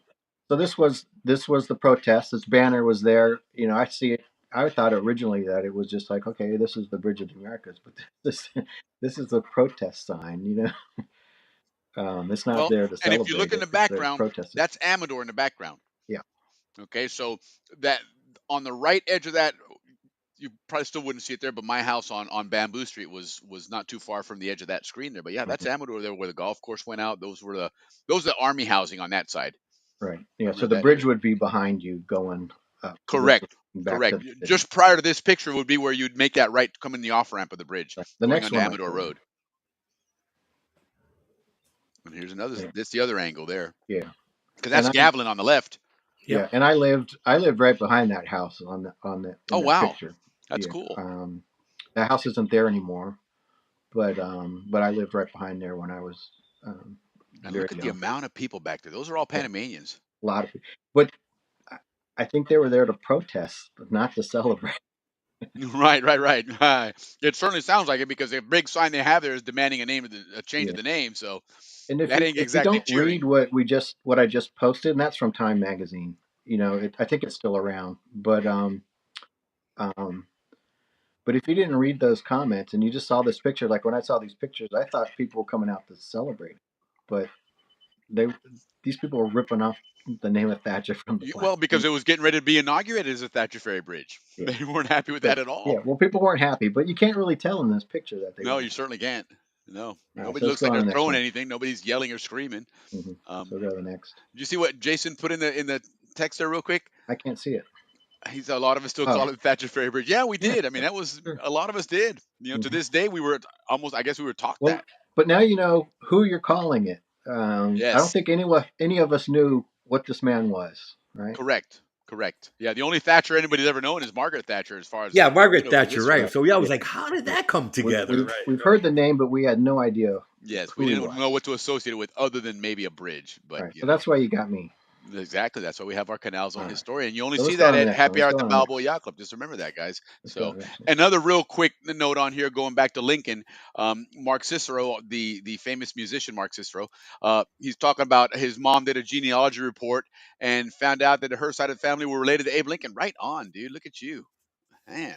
That's cool. Nice. Zonians always have a connection to everything. That's I think Well, I think I'm going to go out on a limb and say I think Zonians are God's children. no, Let's they go out on a limb listen. and say that. They had to be the like the psychiatrist says the survival of the fittest, right? Right. Because the people that had to go there couldn't be weak minded or True. That's true. so truly Panama got the best of America, Yes. Well, Yes. and let's. that's who all Yeah. us Zonians are. People with Well, intestinal fortitude. yeah. But Correct. yeah, a lot of people died building that canal. Exactly. Well, that's Yes. what I'm saying. So the ones that lived ended up the ones that Yeah. had the strong genetic makeup, And I and will they say ended up for being the the record Zonians. that in my research, about 360 Americans died from malaria, yellow fever. Wow. Interesting. Wow. It's a little bit lower than we might have been We've been hearing. Yeah. hearing. Apparently, that's, rumor So has it was a little bit more that's than that. another show. All right, let's go on to the next one. All right. So moving along, and this other one here. This is the one I'm talking about here. Okay. Mhm. This is absolutely insane because the guys up close are in this, it's sitting down there. But look at the guys behind him, and they're going all the way to the top. Look all the way to the top of that bridge. Those guys are up there, man, and there's no rails up there. That's Yeah, they're just insane, walking on man. That's insane, right? That is Well, absolute insanity. God, I'm nervous just looking at Yeah. him now. Okay, so let's go on to the next one. All right, moving right And I along just thought here. this was a cool photo, and Sure I is. wish I had seen it in real life. Right. Um, That's how beautiful. cool would a 4th of July been watching the fireworks go off and that looking? Right, with that backdrop of the Thatcher Ferry Bridge I know from they the went Bridge of off. the Americas. Maybe it looked like that when you're on the West Bank and you look back over Sosa Hill, Could be, yeah. but I think it would have been neat seeing it this way. So whoever did that and took the photo, thank you. Yeah, well done. Yeah, All right, no all doubt. right, let's move on. All right, let's move on. Move Lincoln's on. Panama Plan. Okay. All right. Pay attention, Mark. This is your Okay, so we'll great, go great, on great, to this great next uncle or one. something. And just so I tell you, I'm not making it up. This I found on Etsy, All and right. it said that this town, Laconia, is selling these, and basically Laconia was a an area around the town of David in Chiriquí province. Okay. Just Yeah. so, but I use this because this is the only map I could find that kind of showed where it was. It just would say Chiriquí. Interesting. So this one had a star. I think it's right. I don't know. I haven't found anything to say where is that land. Wow.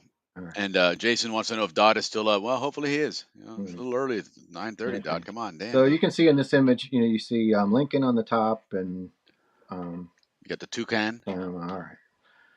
Okay. So let's go on to the next one. Okay, so let's look about this Lincoln Panama Plan here. So it says here on August 14th of 1862, Abraham Lincoln posted basically the whole plan here: disunion, Civil War. So looking at actually, you're going to free the slaves and you're going to find a place for them to live and Yeah. So resettle. 1862, it's Civil War, and Lincoln invites 5 prominent black men to the White House, and he discusses his plan to send the free slaves from America somewhere else. And he's got an idea that he's going to send the first batch to Panama, Chiriquí. Right. And they basically tell him, you're nuts. So that's what that says. Go on to the next one. Chiriquí. They call Chiriquí the Texas of Panama. Interesting. Never heard that. So then, what this is also saying that as early as 1861, Lincoln had thought about this, and he, basically 2 days before Fort Sumter was being bombed, Yeah. he's So telling Civil War hadn't even started. guys, He's already looking into that. go look for some place to see if this is possible, um, to put these guys. There was a man that was kind of a schemer, that came and said, "Hey, I've got this deal for you. We can set up this 10,000-acre um, community in Chiriquí province. There's plenty of food. There's this abundance of coal. We can set up a port. The Navy can come and refuel its ships with the coal. The people can live there. They can mine the coal, and the Navy can come and buy it. So they'll have, they'll be self-sufficient." Sure. And it's like, oh wow, this is great. This is great. So they put 500 people together to go down there to volunteer. And actually, I guess go to the next slide. But, but the guy working for the Smithsonian Institute does some research and says, "Hey, this coal is worthless." Really? Yeah, and people go down there and they realize this isn't the paradise you claimed it to Oh, no, of be, course not. and but they appropriated money to do this, and they wanted to do it, and they basically did a pilot to send them, and then they were also sending a group to it's called the Isle of Cow, Ile de Vache in Haiti, to do the Okay. same thing. And those people, they lost like 200 of them, and they had to go bring 300 of them back because they're all gonna die. Wow. Um, and so this was real. So you see, Um, on all these complaints of Panama about the United States being colonizing, the United States sucked at well, colonizing, that was one apparently. of the other issues that the U.S. had. Is we've talked about the Clayton Bulwer Treaty, Right? where Britain and the U.S. agreed that they wouldn't colonize. Correct. Well, probably So easy for when the United States to so do. They when weren't this very good at idea it. came floated up and the British heard about it, they were like, "Hey, wait a minute, that's against this treaty that we have." And that's why I keep on saying, all these treaties that happened before, Right. they would come back and people would say, "Hey, you're not living up to the agreements of this treaty that we have. Sure. We have this treaty." So there's other things that I'll layer on, and eventually the U.S. said we won't because Lincoln almost went to war with Britain in 1861 because they confiscated a ship that had two Confederate emissaries that were going to England and France to, basically ask for support, and they captured the ship and held these guys, and it was a British ship, and Britain was like, "Hey, wait a minute, man, we're neutral." Right. And they're like, yeah, And but you're harboring people that we want. yeah, so they let these guys go. They ended up going to France, and France turned them down. But some French businessmen said, "I'll give you $15 million, and I'll buy you a ironclad ship." So Wow. that was detrimental to the U.S. because they had their enemies going and getting money from other entities to fund, killing Americans. Leave it to the French. Anyway. Okay. So I just wanted Huh. to show that this was a real thing, and the U.S. Had appropriated. There was a whole group in the U.S. called the American Colonization Society. Right. They were looking at also sending Africans back to Africa, to Liberia area, and when they tried to buy land, no one would sell them land. There's like, no, you're not doing this.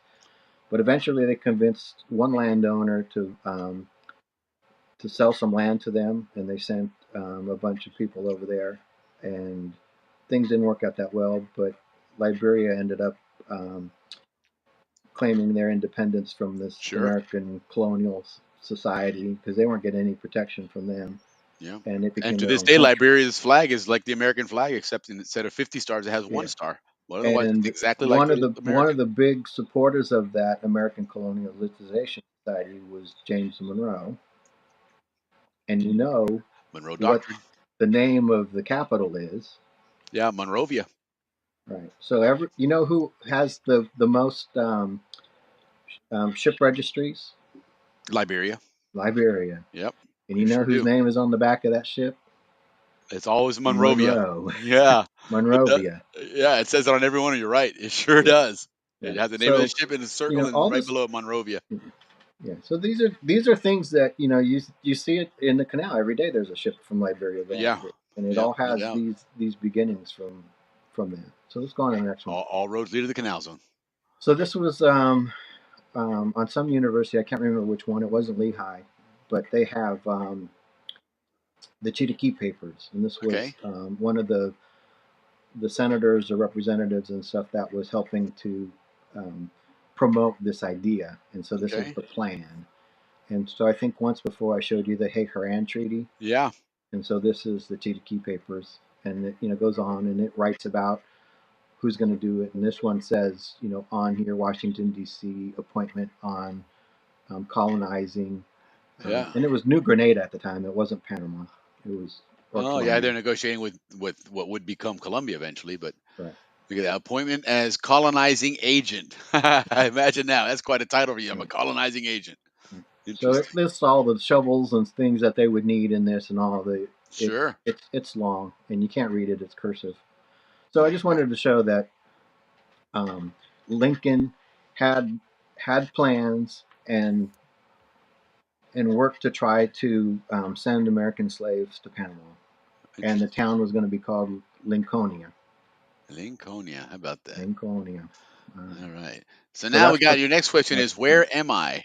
Where am I? All right. And let's take a All look right. at this first image here. First image. Okay, well we're somewhere near Panama, I would deduce. All At right. least that way. So And apparently can you apparently tell we're on the left hand side of Panama. can you tell by the sign like maybe what country it is? Country. Can I Costa Rica. tell by the sign? No, because the grass in It's the got to be background. U.S. All right. All right. I Well, mean, let's go on to the next one. the sign looks like it's a U.S. sign, a highway sign. But Panama's to the right. Okay. Lincoln is the capital of what state? Lincoln, So Nebraska. Lincoln, Nebraska. So we're still on Lincoln, right? So go on to the Okay. next one. All right. Go on to the next one. Okay, so there's a map here of Nebraska. And there's Lincoln down there. There's Lincoln. And it's the general area of Panama, Nebraska, which is just outside of Lincoln. Get out of here. And it was named after Panama in 1888. And this is their Panama School. So go to the next one. So this would be their equivalent of Panama Balboa High Public School. School. Look at right? that. That's so cool. So if any of you want to move back to Panama, here you go. It's There just you right go. outside of Lincoln, Nebraska. Village of Panama, 100 years, right on. So has anyone ever been there? I Or heard of it? I'd never heard of it. I never heard of either. Anybody in the crowd in the audience there, if you have, by all means, chime in. The Village of Panama, 100 years, 1888 to 1980. It's even older than the Canal Zone. It sure is. Sure is. Now, does that mean that it doesn't exist anymore? Or? No, that was just their centennial. Oh, that's right. Of course. Okay, 100 years. And go to the next one. Go to the next one. And I'm a city planner. Look at that. By trade, and they have a comprehensive plan. And this is something that I do routinely is comprehensive planning. And so they have a plan, and it has big Panama on the top of their water tower. Well, there you go. Asking you shall receive, Dave. John Houston says he's been there. He's been there. All right. Is he mayor? Okay, so Zonian. Who would have thought a Zonian in Panama, huh? On here. Panama, Nebraska. Cool. We go to the next one. Yep. So the Panama Energy Center is proposing more than a 2,400 acre solar farm that is going before the Lincoln Planning Commission. Okay. All right. So they're going to get a big giant solar farm there, Nice. but look who the president of the Extension Educator of Energy is. Of course. It's like it's all one big conspiracy. John Hay. John Hay, come on. That guy is still around making deals in Panama. Right. It's like, how could that be? How can that guy? His birthday is probably August 15th too. I would assume so, or an anniversary or something. And this was just in December. Yeah, This look, is it's recent. It's not even 3 months old. Yeah. That's From amazing. not from the Hay Haran Treaty, Hay. Probably. It's not the same guy, but I mean, you never probably know. it's his grandson. You know, the guy ate late, healthy. He, exercised. He worked hard. He may still be around. Okay. So this is the John Hay that we're talking about. So this is what John Hay had to say, and this is what got me thinking about. Oh, I need to have a "Who said this" type of thing. Yeah, right. But reading in these articles that that talks about Buenaventura wasn't Panamanian, and he wasn't even living in Panama. He was living in New York, in the Waldorf Astoria. We'll talk about that later.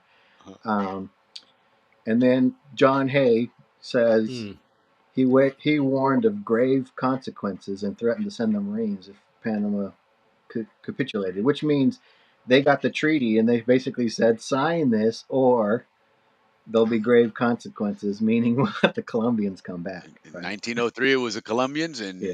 But 2024, it's the and we've talked Chinese. about this, like even when Eisenhower was down there. If the U.S. wanted Panama, they could have taken it. Absolutely. Easy. They didn't. They wouldn't have had much of Nobody's a stopping of them. a fight. Yeah, 100%. The Colombians didn't fight, and there wasn't a whole lot of Panama defenses either. But they had treaties that said they weren't going to do that, and they didn't do that. So I think we always have to think about some of these things when we think about, you know, all these Now we films know the and story stuff. about Houston being in Panama, Nebraska. He was in jail there. There you go. Thanks, Bob. Yeah, Appreciate the intel there. yeah, Right on. Look at you, John. he You didn't probably have got to tell caught the for story, John. passing the Come on double yellow line and had to pay a bribe. That's funny. That's hilarious. All right. So Well, then let's go now, on to the next one. I thought I had fun with that one. yeah, that was a lot of Okay. fun for sure. Because I've done Where Are We before. So Yeah. what's the next one we got? All right. Okay, the Where next one, am Where I Am there? I? Okay. It And looks so like some this kind of a is lighthouse. a lighthouse. Okay. So any idea where that is? I see palm trees, so we know it's tropical. So we know it's not Nebraska. It ain't Right? Panama, Nebraska, that's for sure. But Right. Come let's on, see. Pacific Sider's got to know this one. There's a hint, guys. He just threw a hint at us. A Canal Zone historian just threw a hint at you guys. The Pacific Siders, I don't know. Where is this lighthouse? And we should know on the Pacific side. Let's think about lighthouses in the Pacific side in the zone. Where's No, this you're at, going the man? wrong way. It's on the Atlantic side. You see, look at All that. right. Now, see? All right. So go to Now the you're next going one. to get Ricky Go giving to the you a next hard one. time now. Here you go. Go to the next one. Designed by French engineer Alexander Gustave Eiffel. Get out of here with this guy. Look at this, Dad. Look at the design. Of course, look at the design. There you All go. right. So this is Toro Point Lighthouse by Fort Sherman, and this was built by Gustave Eiffel, the same guy that built the Eiffel Tower Right? in I wonder Paris. if it's still there. It's still there, The Eiffel Tower, yeah, it's still there. Wow, that should and be. but it was built in 1888, Wow. and that lens I'll show. Well, we have some photos. Go to the next one. It's the oldest steel lighthouse built in Latin America. Wow. How about Go that? on the next one. Okay. Um, 1888. That's the French during the French time there. French time, right? Exactly. Sure was. And Sure so was. let's go on to the next one.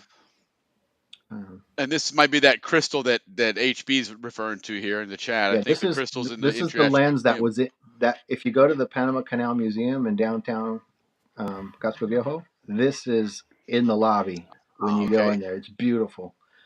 This came from that lighthouse, and that lighthouse built in 1888, built by Eiffel because Eiffel was a bridge builder, iron worker, Sure. and then of course we know him from the Eiffel Tower. But his company was hired to do that work, and so he did that. That's fascinating. And I don't think I ever knew that. He built that that tower, and It makes so sense. go to the next one. Go to the next one. Yeah. And real quick here, Dodd Dupree told Tiernan, okay, and she should have known in case everybody's wondering. That's what that's all about. But thanks for sharing. Appreciate that. But anyway, all right. So here we go. 4 centuries later, during the attempts of the French to build the Panama Canal in 1890, a steel lighthouse designed by Eiffel himself. Okay, so let's just give him some background on it. Very cool. Look at that.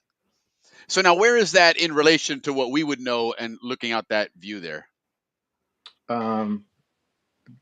That would be Fort Sherman. So I guess you're looking towards.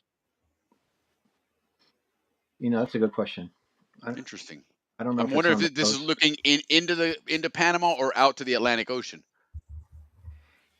It's probably my guess that it's looking like towards Cologne. Okay, interesting. Because go to the next one. Because the next one is the other direction. Oh, good. Okay. There you go. Look at you. Damn, this guy's like a historian, man. Boy knows this stuff. Yeah, I so don't know either. it's right on the coast. It's called Isla Grandion. I don't know. Think it's Grande, but I've never been there myself. I don't think it's a place that's very accessible. And Wow. if it's on the western bank, it's over by Fort Sherman. Let's see I've what never we can been there, find. Grandion. but the Panamanians said that they're going to restore this lighthouse to its former glory. Good. So Beautiful. Ricky will be able to go visit it shortly Yeah, I'd for when sure. it's So, what, repaired. 137-year-old? Yeah, they're not going to put that lens back in it. I guarantee that. Now But they'll use LEDs now. all right, So it's a little LED in there you can get on Timu. okay. So let's Yeah, go low on to the next watts. one. Why not? Okay, look at The this next guy. one. Eiffel.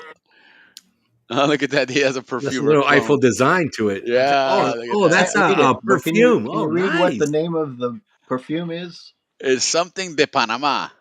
Oh, Agua de Panama. So they're making perfume nowadays, and they're still using the Panama name. I good, never good. associated perfume with Panama, but that's cool, man. That's good. That's very cool.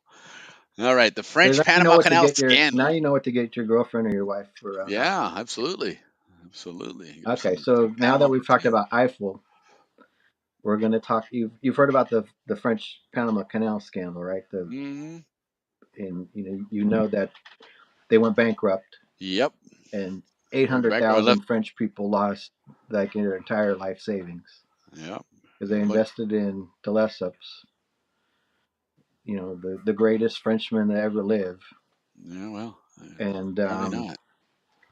and so originally Eiffel was going to build a sea level canal. I mean, de Lesseps, Yeah. and they realized a couple years into it that wasn't feasible. They needed a lock canal. Right. After they had started building. After this, yeah, like 3 years. The U.S. did the same. They started Yeah. Very saying they true. were going to do a sea level canal, and then they changed their minds as well. But so during those years, there was um, they're going to be the World's Exposition in Paris, Okay. and they were going to have a competition to build this tower. And Eiffel said, "I'm going to enter this competition." And we all think that he won that competition and built that tower. But the real Okay. story is that Eiffel um, contacted the man that was running the competition, who happened to be like a French diplomat, Right. and showed him his plans, gave him some money. And when the guy wrote the rules for the competition, he said the tower has to be made out of iron, the tower has to be 1,000 feet, and the tower has to have a base of like 400 by 400, which Wow. was exact dimensions of the tower that Eiffel had designed. In his Hook a main hook a competition, brother up. the main competition was this other famous French architect builder who was going to build this 1,000-foot tower out of stone. Not anymore, So brother. guess what? You don't qualify, buddy. So Sorry. Great so design, but not here in Panama. all right. So this guy was also involved in the French dealings in the Panama Canal, and so Eiffel won the competition to build this, and he only had a certain amount of time to build the tower because the exposition was going to be on a certain day in like 4 years. And so he started doing it. He figured it was going to cost him about $4 million to build this thing. And the contract that he got was that he had to upfront the money, and he'd get reimbursed later. Right. And he couldn't figure out how to get an elevator up 1,000 feet to the top. Elevators were new. He was consulting with Otis Elevator out of US because they were the first to Hmm. to make Right. them. And he had spent $3.5 million trying to figure out how to get an Which is elevator. a ton of money back Ton then. of money. He was running out of money and time. De Lesseps needed to build the lock canal. And Right. De Lesseps, of course, didn't live in Panama. He lived in France, in Paris. Sure. So he asked Eiffel, "Hey, can you build these gates for me?" And so Eiffel says, "Yeah, I can build them." And so these are his drawings about what he was going to build. But what he tells de Lesseps is that instead of $10 million, which is what it would cost me to build these things, I want $70 million, and I want all the money up front. Oh, well, sounds like a great deal. He did. No He red got flags it. there. He got that deal. So he gets paid $70 million. Have you seen these gates in Panama? Nope. The only thing that got built in Panama by Eiffel is that lighthouse. For about And he got his $70. 70 million. He got Oh $70 million, and he finished his tower on time, and everyone loved it, and he got all types of prizes, and I mean, Wow. he's the man we all know him Yeah, as, he's the Eiffel Tower man. this great person. But Wow. then like a year later, the Panama Canal Company goes bankrupt, and there's investigations, and they look at the finances, and they say, "Wait, you paid Eiffel $70 million? He didn't build anything. You only For a spent $300 drawing. million on the whole rest of the canal for 4 years you were there. Wow. You gave this man That's corruption. almost $70 a million, fourth of it. and so everyone's angry. They want Heck their yeah. money, and they talk to Eiffel, and Eiffel's kind of like, "Hey, some of us can make deals, others can't." I'm so And so you sorry. had all these people that were, destitute and whatnot, and Eiffel was, but 70 they got million Eiffel rich. was living life, enjoying his Grey Poupon. even de Lesseps and a couple of others. This guy that rigged the Quote. competition, and Eiffel, they went on trial, and they were convicted, but then they were later Pardoned. pardoned Of course.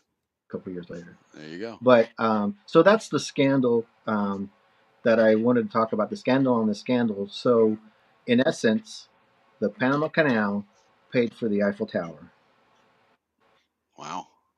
because he got his money to build that elevator and pay for it, and then he got paid by the French government for whatever he was owed for, winning this competition and such. Most expensive But elevator in the world.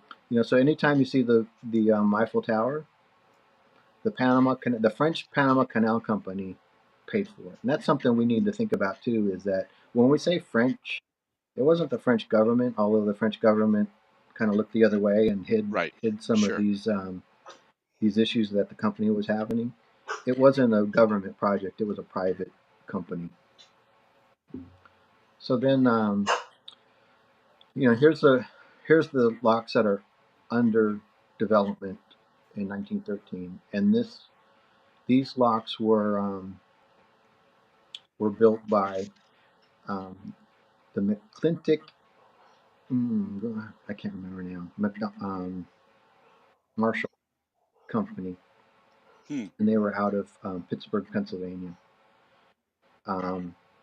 This is.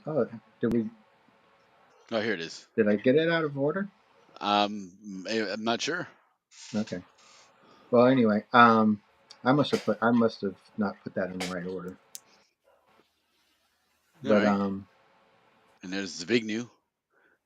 so go to the next one. Go to the Strangest next one. No, the one before. We missed it. Who said? The Who said. Okay, No, there you go go. up. You're going the wrong way. Right there.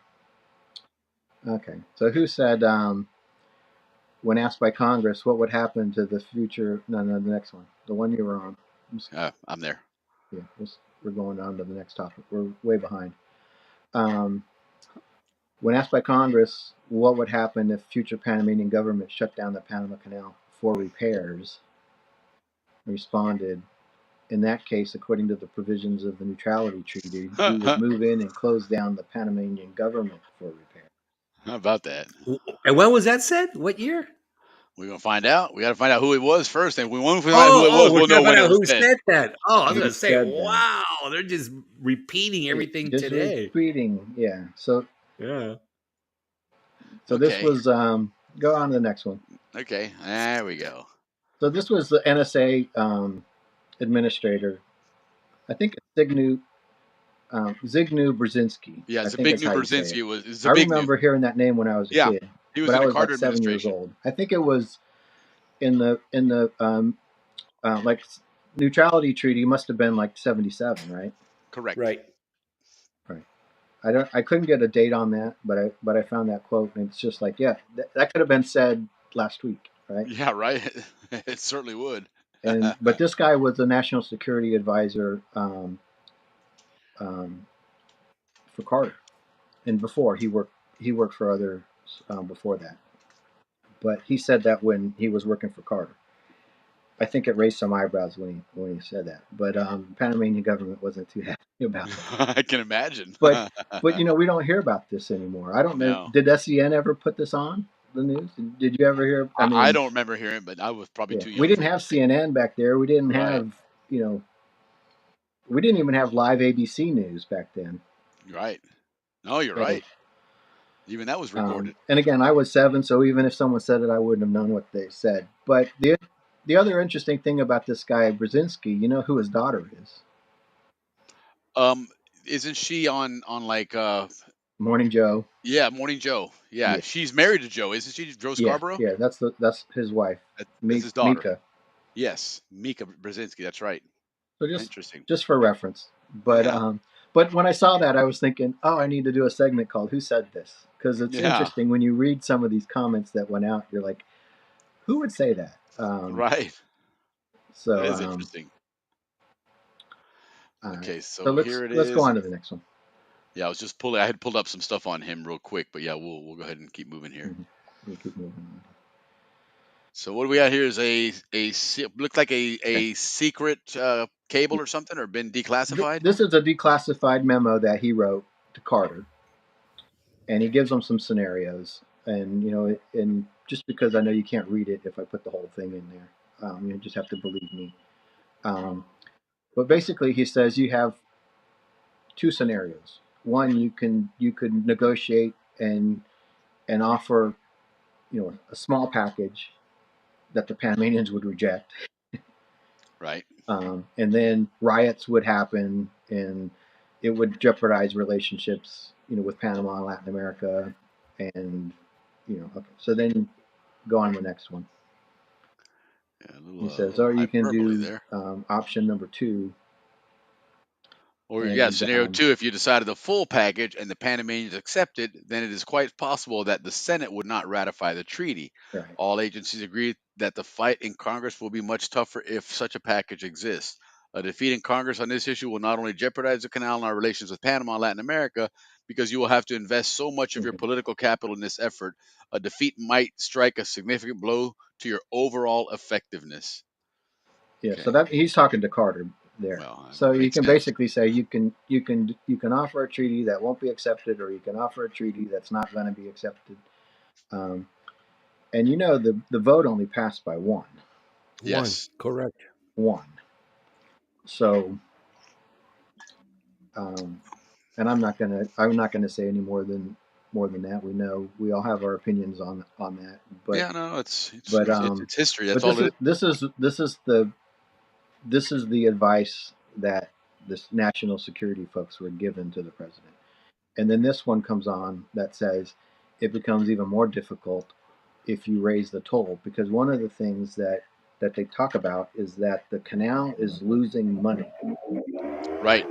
It's not paying its way. We're spending a lot of Correct. money, and um, we could raise the tolls to shore up some of those deficits, but then it would cause economic problems and stuff like that. So tolls have been around um, for a while, but again, when the canal opened, we didn't have tolls. It was only later in the 30s, I believe, that the tolls went, and there was a Interesting. lot of concern about that because under the neutrality treaties, you weren't supposed to charge tolls, and the British were really upset about the Americans doing that, and they did it anyway. Yeah, well, And but the U.S. government had always been reticent to raise tolls because of the cost. And so, sure. but then they were operating a deficit, and it cost a Correct. lot of money, Heck yeah. and nobody had That's what money. Andrew says. Yeah, Yeah. Yeah. gotta So, gotta cut our and grass in the zone and and I everything, could man. That I shit could ain't cheap. post some very derogatory things I've read about um, Zonians that were written about around these topics. But I Yeah, well, decided, in Washington, a lot of them looked at us about like a bunch of spoiled brats down yeah, there in the canal yeah, zone. yeah, right. They just really almost Yeah, had disdain for the Zonians. some did, Yeah, they would say that, but some were happy that the Zonians were acting the way they did. It sure. supported their position and stuff. But A lot of them anyway, still felt that without the zone and the canal zone in America, we're Colombia. So there's still I mean, you're yeah, talking.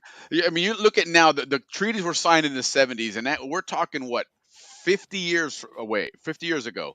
So during this stuff that we're talking about here in the 60s and 70s, that was 50 years ago, removed from that country being born. So there's still that fresh memory, and that loyalty to a lot of people with the United States. That's nothing. hmm From a historical standpoint, that's no different than our memories of yeah, 77 and right, 79. It's about that right, same time frame. right. So, but again, I would imagine back in this, no one was asking us. Right. Right. But all these things, all these negotiations, all these considerations are being made. But Well, it one wasn't thing that people are whether asking, or we Mark's liked it or asking, is not. if the empanadas in Panama, Nebraska are any good, like the You ones have to ask in John Hewson. yeah, apparently John Husum, when did they feed you that stuff? Or maybe back then in the prisons in Nebraska they fed you lobster. I think he That's all stopped there. I think he stopped there and got some pastelitos. the probably carimayolas. Patacones. All right. So All these are, right, yeah. look at this. So This here's is some other things, and I was gonna do. I just left the names in here because yeah, we've all seen this before. What Reagan would say is that sovereign U.S. territory, just like Alaska and those states we carved out of the Louisiana Purchase. He was saying that the Canal Zone was just like that. yeah. And then Senator Hayakawa, I think it was his name, um, in California would say, we stole it fair and square. Uh, No, and others have said that stuff. paid So these are 25 these are paid types of things 25 that million we dollars. But always heard. stole it from the Colombians, not the Panamanians. Well, they didn't steal it Right, from That's the where the Colombians. They mistake bought it is. off them. They've struck right, them a check twice. right. That wasn't a steal. They bought Mhm. it. No, but it's what you hear. You've heard that stuff, Yeah, of course. and it's good for your base. It's good for the sound bite. It's good for Exactly. That's all those exactly. types of You're things. right. You're absolutely right. That's exactly what that is. So, Yeah. so go on to the next one. Yeah. It's a little And bit then more of this that. one, I was going to say, who said this, but I left the name in there. But this was Ellsworth Bunker, who's the one that negotiated a lot of the treaty. Yeah. Yeah. And then he said, we bought Louisiana, we bought Alaska, in Panama we bought the territory, or we didn't buy the territory, we bought the rights. And it's clear into the law that we didn't have sovereignty. Ah, okay. So And, he's differentiating. You didn't purchase land there. You just basically made an yeah, agreement to pay for land and use it. right. Okay. Right Right. on. Fair So it's enough. just these are some of the comments that were made back in the day, and But that's important today because one of the things Panamanians always say is that they never had their sovereignty until recently. So in other words, what you just told us, that's incorrect. They've always had their sovereignty. Yeah. yeah. Basically. Yeah. Very true. So okay, No, now we're gonna just talk a little bit about Lehigh and the canal. So absolutely. And this is probably the most iconic picture of a bus ever in Panama. I just had to. I love this picture. I love Yeah. this. Heck If I yeah. had a tattoo, I think it might be this. Right. I But remember I when think that I first threw a came couple out, eggs man. at that.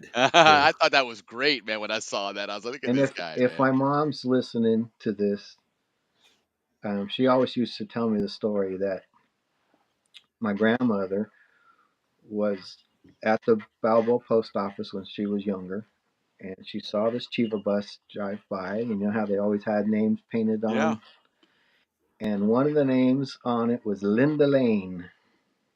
Okay. And you know what my mom's name is? Linda Lane Pearl. I was gonna say I'm gonna take a guess here. And Linda Lane Pearl. So she had a Chiva. Her name was on It Chiva was named buses. after a Chiva bus, and my mom was so Nice. distraught after that. It's named after a Chiva bus. That's great. But I do remember that picture. That was All iconic, right. man. But you know Absolutely. what's classic about this picture is you see the number on the right side. Yeah. 299. You know what the train was outside of Balboa, right? Oh, look at that. Look at you. Wow. 299. So that's the This guy earns that's his the pay, man. um that's the Zonian number.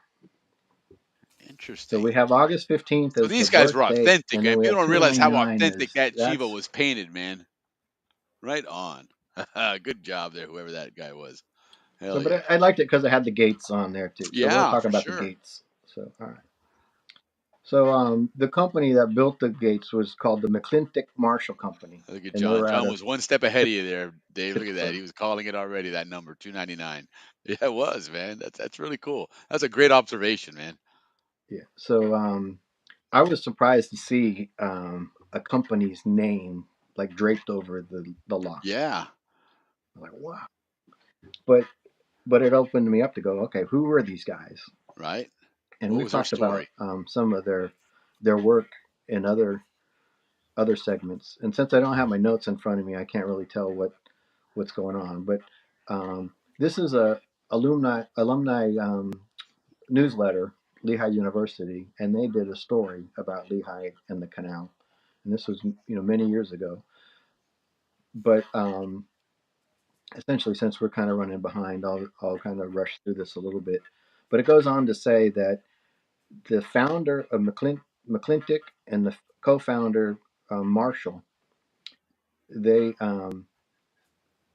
they got the contract to build the canal gates, and there were 46 sets of gates. Some of them are 82 feet high. They're all like 46 feet wide, um, and they weighed between 600 and 750 tons. Um, but they were one of four bidders that bid on the locks. The canal engineers that designed the locks and put out the bid estimated that it would cost $6.5 million to Wow. build those gates. And you know how much Eiffel got 70. Yeah, 70 million. 20 God years earlier. almighty. What a bunch of buffoons those people are, man. God So I mean, almighty. when you talk about overpayment and how much a price of a Yeah. hammer costs at the Pentagon, Yeah, right? These guys put them to shame. These are yeah, people who wrote the book. yeah. So Wow. but these guys put in a bid for like 5.7 million. And they were the low bidders. And And there you know was what's another bid interesting, for Dave? 6.1. You know, you're talking about Lehigh and their work there with the locks and everything, but like in this first section of the bulletin here, these guys were also the Lehigh graduates were the ones behind the Bucyrus, steam shovel Yep. company as well. Yeah.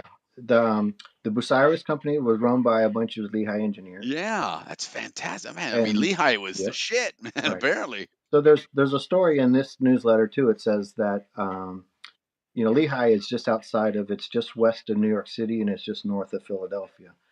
And this is saying that Goethals went to their New York Lehigh Club and he was like the guest. But Stevens went to their plant in Bucyrus Okay, and in Milwaukee, and Wisconsin. and learned about the Bucyrus machines and then ordered like 60 or 70 of them. Yeah, he ordered And then 70 of the 100-ton, and yeah, I think another 50 of the 75-ton. right. And then the dredges and stuff, and even asked the engineers to come down and help. Um, he basically thought that was like the best stuff, and they were That's doing really good fascinating. work. So Lehigh, apparently, that was a weird place to go, man. and what else did I don't know why I can't think And of the what else. concrete. The concrete. Yeah. They ran the concrete company, and so all the cement we've talked about the Portland cement had come from Philly, and that the Ancon would go up and bring cement It'd be and bring interesting it to go to down. Lehigh to their engineering school and see. I imagine they've got probably something there to do with the Panama Canal since there was so much involvement from their graduates and their alumni. Well, yeah, they have buildings named after the McClintock Marshall and stuff like that. But in their library and stuff, they might have some stuff. Or in the engineering school and stuff, they probably have some things. Sure, I But would think so. yeah, a And lot of Lehigh yeah, I mean, there's prominent there, man, went especially into up in leadership. engineering the canal, but they did it from the U.S. But the thing about the McClintock company, Hmm. they they bid on these gates, and the high bid was like $8.5 million.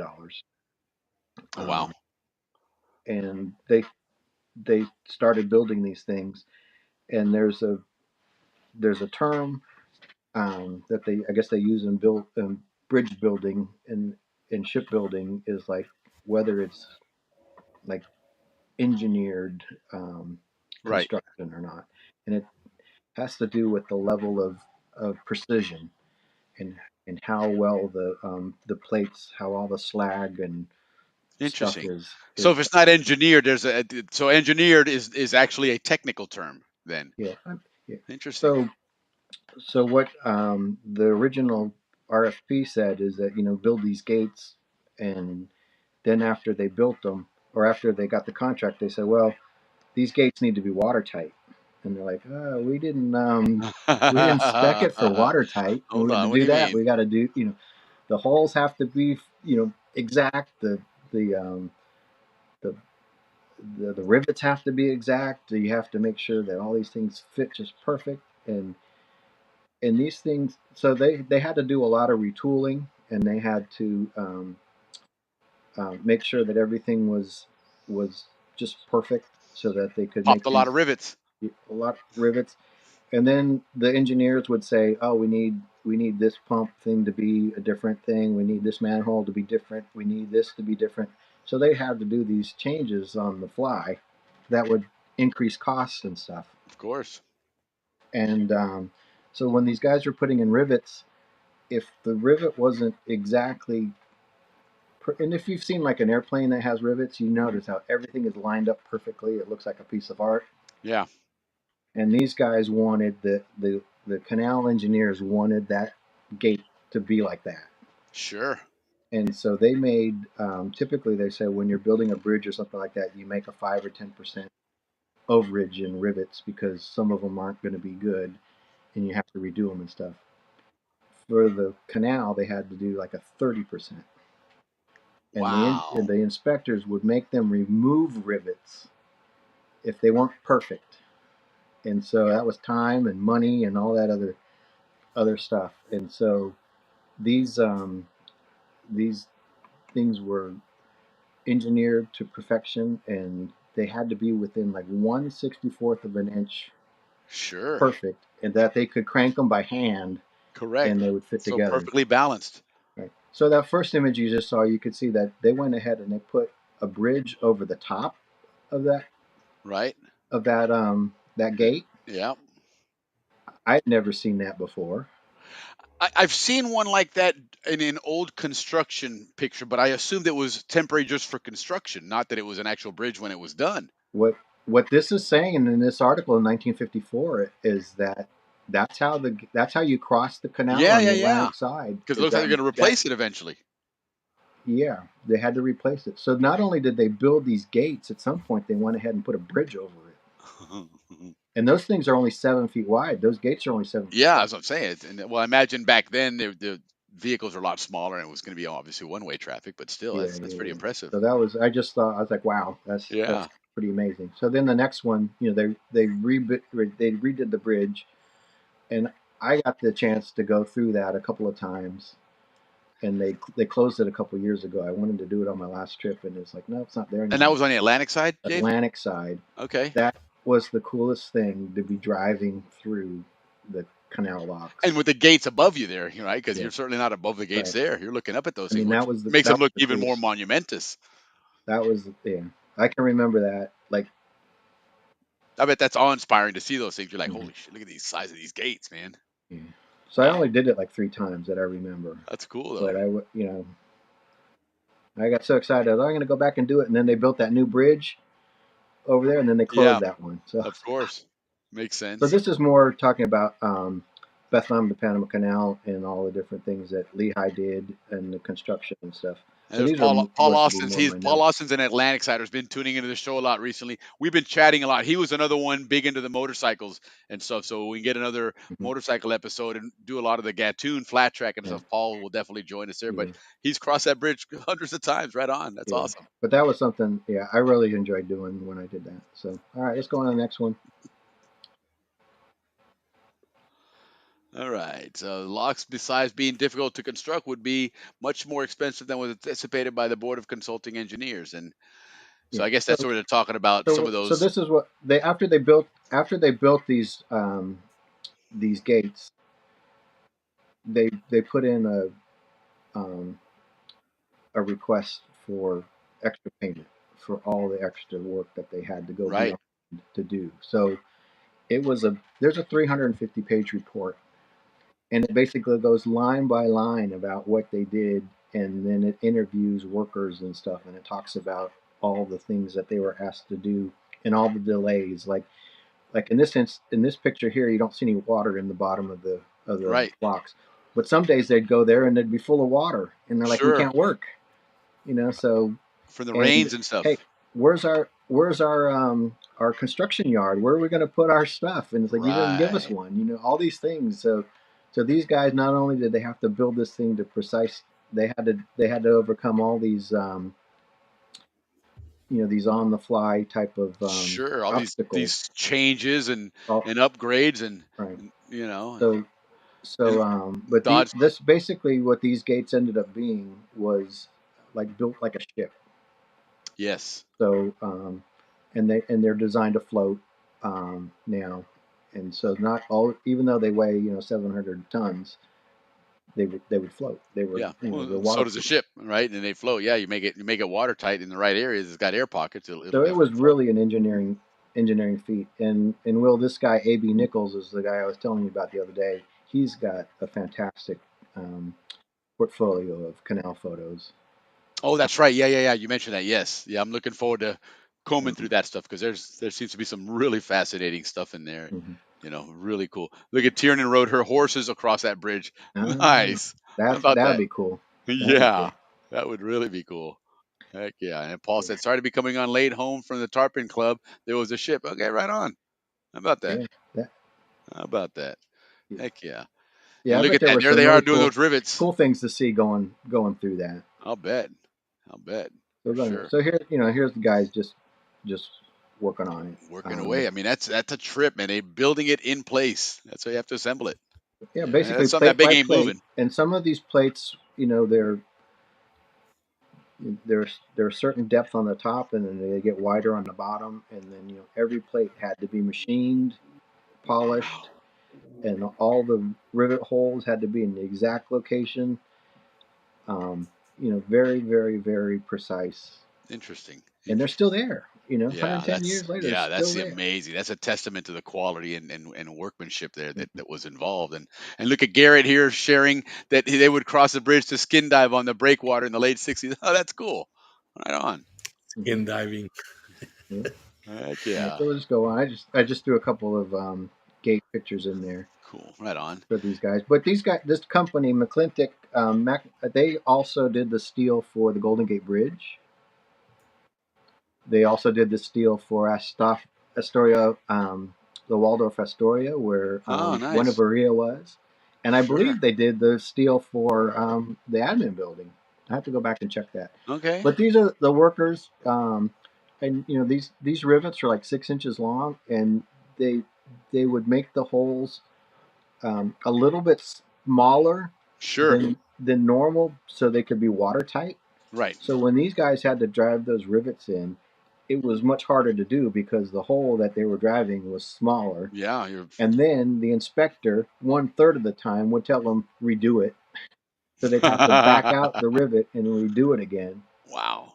Um, and they That's still had a amazing. time crunch to do it. You do all this stuff and you still don't get any extra time.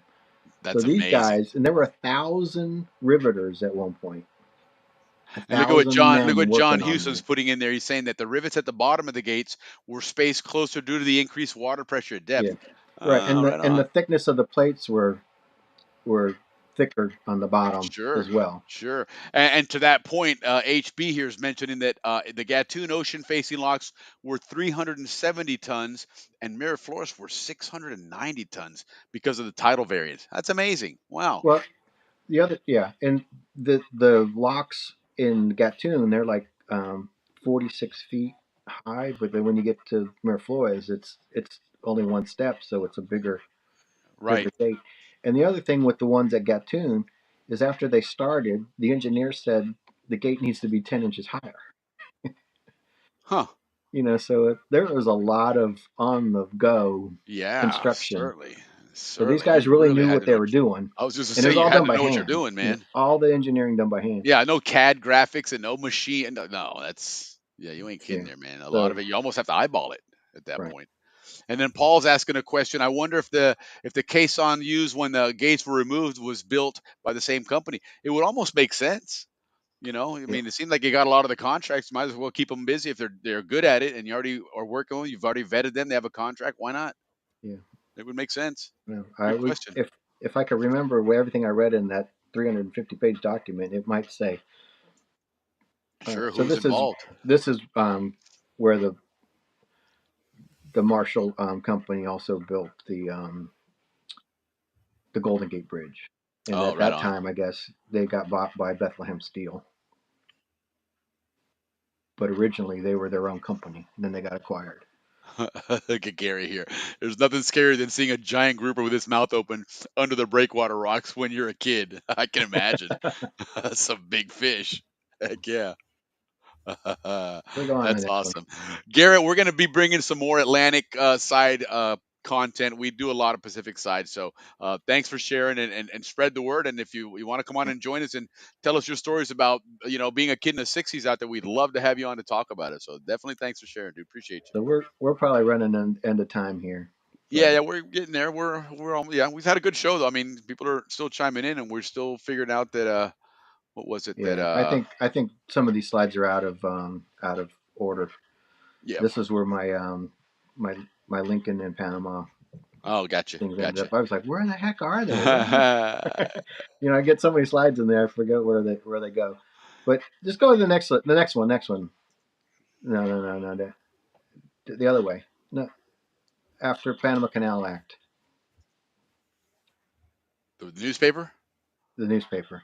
Yep, there you go. All right. All ships must pay Panama Canal tolls. Big old headline on the Yeah, so this is Atlanta Constitution. 1912, Okay. and that was the Panama Canal Act, and I have it on my historic documents online. Section 5. The president is prescribed from time to time to change the tolls that shall be levied. Um, and then, so it goes on. No toll shall be levied upon vessels engaged in the coastwide trade of the United States. Interesting. Um, so there have been treaties and agreements on tolls and how tolls are collected. Right. And, the only time the tolls have changed is when there has been, a treaty change. But Sure. the president could often, because the president basically was in control of the canal company, and then they had the commission and there were changes over years. Um, but I guess with anything, people don't always follow the rules exactly. Yeah, rules are meant to be interpreted. And Hmm. something that's Ricky and I were talking about the other day when and I forget which treaty we were referring to, but there's only 7 articles in it. And and a lot of times they're purposely made to be vague that way so that there's different ways of interpreting things so that you can, kind of get away with things and say, well, according to this is how I read it to be say. And so versus other big treaties that have, I mean, hundreds of articles where they make sure they cover every last piece and there is no wiggle room. In this case, I think it was purposely done with only 7 articles to give a lot of wiggle room because things change and things evolve. So, Yeah, you but know, not everyone was happy with the no, of course rules not. Nobody ever is apparently. But when they were set. There were now, you know what's certain. something else that's interesting about the tolls that people don't realize this, and this is something that Andrew Eftimitis has taught us. There's a difference between tolls and service charges.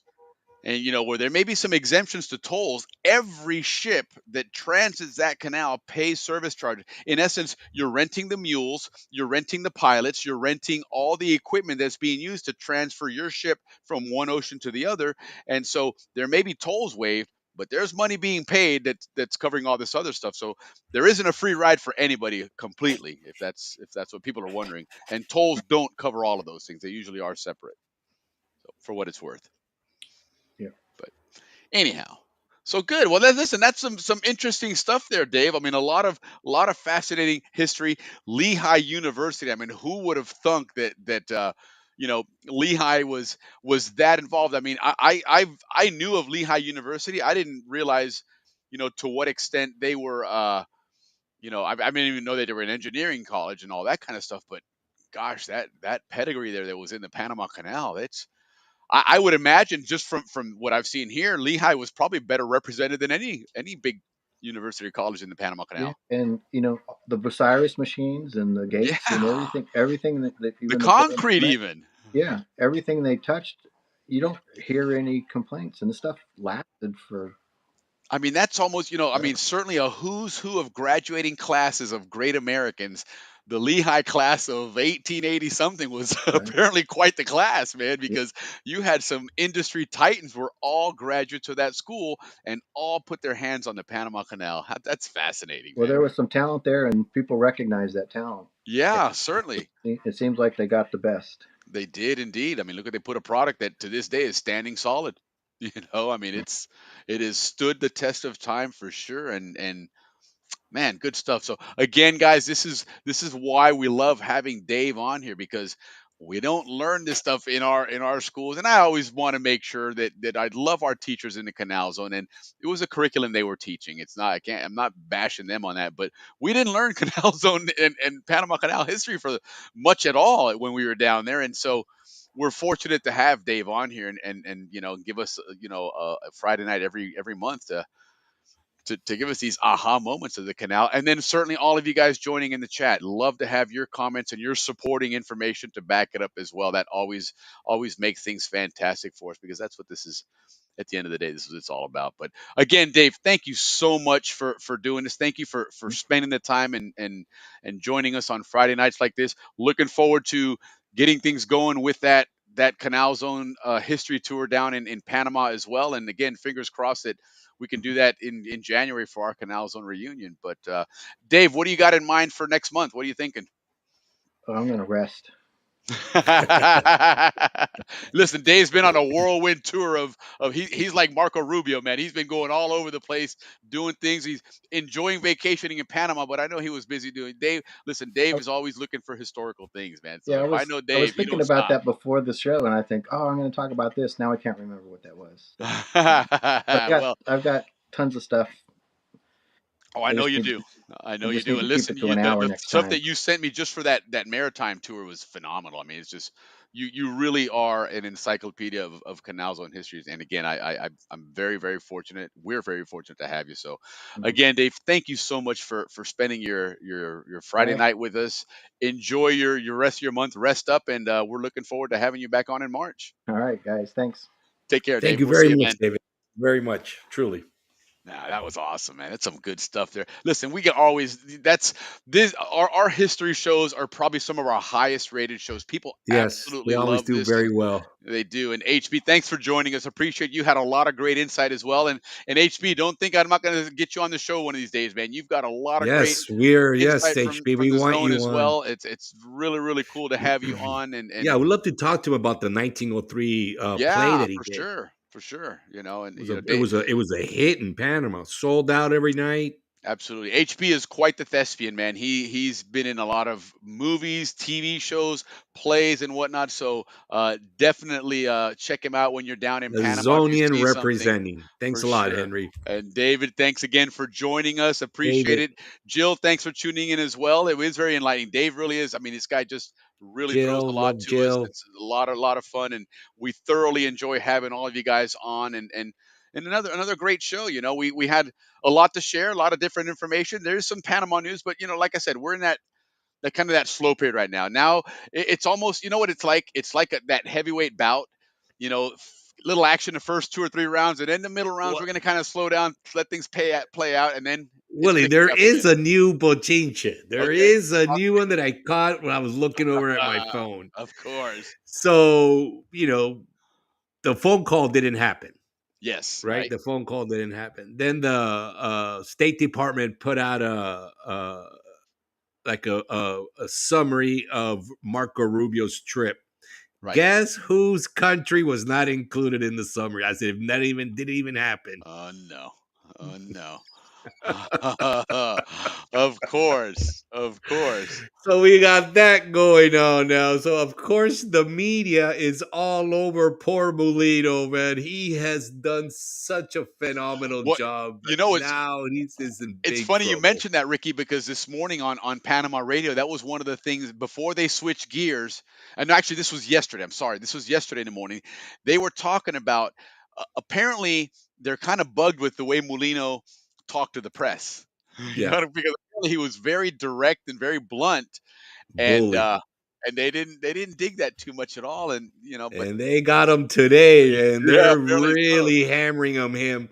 But yeah, so Trump's playing his games. Yep, no But you doubt. I know mean, what, Willie? Before we close off, in 2021, I'm bringing this up because this has probably something to do with that. One of the things that my family will tell you this. I went to the Canal, and I remember looking at the video of the new Canal, and I'm right, like, where's the U.S. experience? Where is the U.S. Canal? I mean, it was completely like it didn't even exist, right? And I told right. my mom and my family, I go like, "What the heck?" I went there, there was nothing of the U.S. Like it. So I have a feeling this is kind of like a payback, maybe. Could be, No, I'm could just be. kidding. I'm just kidding. They felt But slighted. yeah, they felt slighted. I couldn't believe that. But anyway, I just saw that on Instagram. That's what happened. They're not including Panama on the the summary of Rubio's trip. Yeah, no, that's interesting. So Absolutely next week we're interesting. gonna have something more fun to talk about. It Listen, won't be redundant.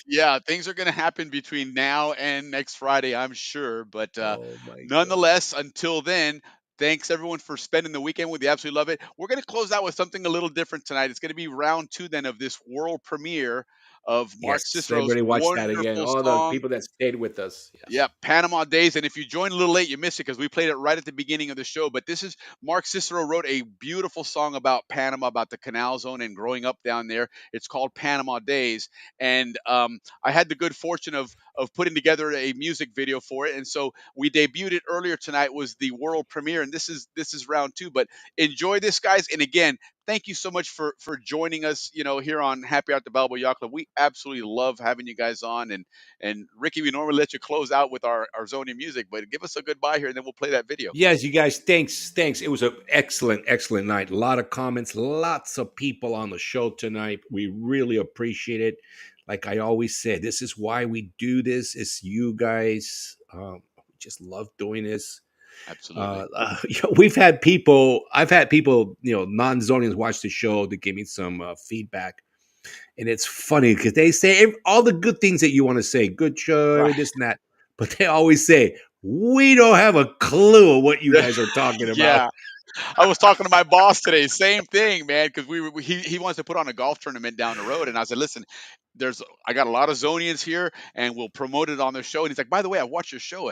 I think it's really cool. You guys do a great job, but I don't even know half of what you're talking about. I say it's one of It's those so you really had to specific, be but there. It really everybody goes. out there, yeah, knows exactly what we're Yeah, talking about. it's kind of like Alex's song, right? You wouldn't understand or whatever. That's Yeah, exactly what the whole Zonian thing is. But to that, if you're not a nobody understands Zonian, us. you want to understand it a little bit better, at least Gracias, Joe. understand the joy that we had from this. That's what they see is that joy and that Correct. participation and all the comments and like it's It's real it's fluid, it's similar but to the elevator nobody ride at the understands us. reunion. Remember at the Yeah, reunion, we're getting the elevator, and the people that are there at the hotel that are not Zonians, they're like, "Who are you guys, man? You guys have such a wonderful camaraderie, and It's it's like just a." what? Who? Right? Correct. I was So with you. I was with you when that yes, that's happened. what I'm saying. It's fascinating, and it happens all the time. That really is how people view Zonians when they're at a gathering. We definitely are unique, man, and we have something so special, and it's cool. And if you want to understand it a little bit better, and you're not a Zonian, this song "Panama Days" and this video will kind of give you a little bit of taste of that. So anyway, guys, enjoy, and thanks again for spending your Friday nights with us here at Happy Hour at the Balboa Yacht Club, guys. Here you go.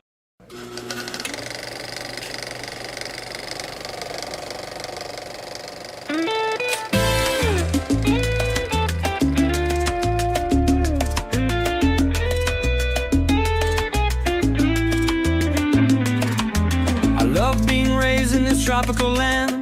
Miles of beaches with beautiful sand. Ships in the bays they pass through. View of paradise for the captain and crew. I always remember the mango trees. Fruit hanging low among the leaves. Napoli's pizza earns the crown. Clubhouse empanadas best in town. Park roadside where the causeway ends.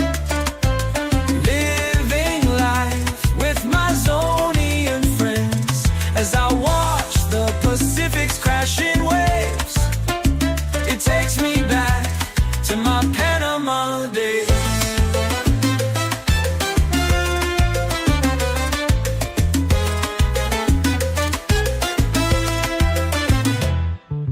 Black sand beach or the mountain view sets the scene against the sky so blue. Tropical flowers that bloom year-round. Palm trees stretch high above the ground. Park roadside where the causeway ends. Living life with my Zonian friends. As I watch the Pacific's crashing waves, it takes me back to my Panama days.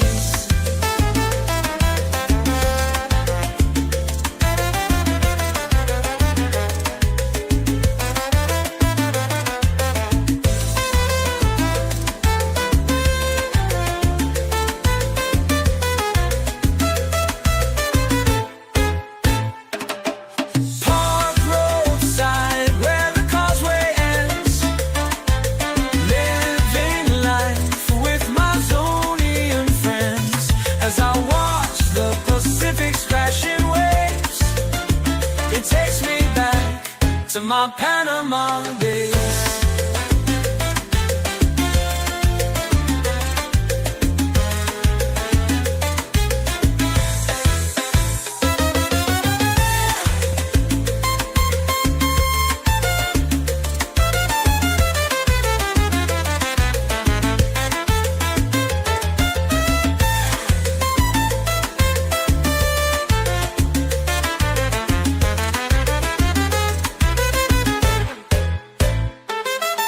Park roadside where the causeway ends.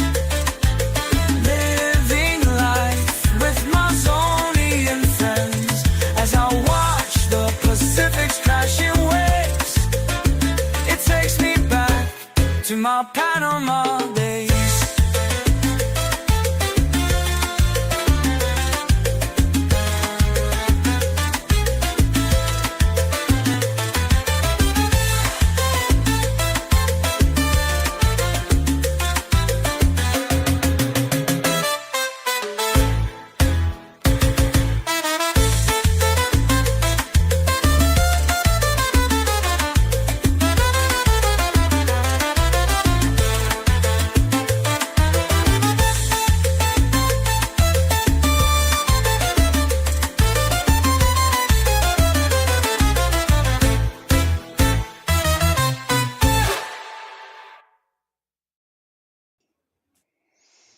That was awesome, man. What a great, great tune. Again, guys, thank you so much for joining us. Thank you, Jill. That was a lot of fun making that video.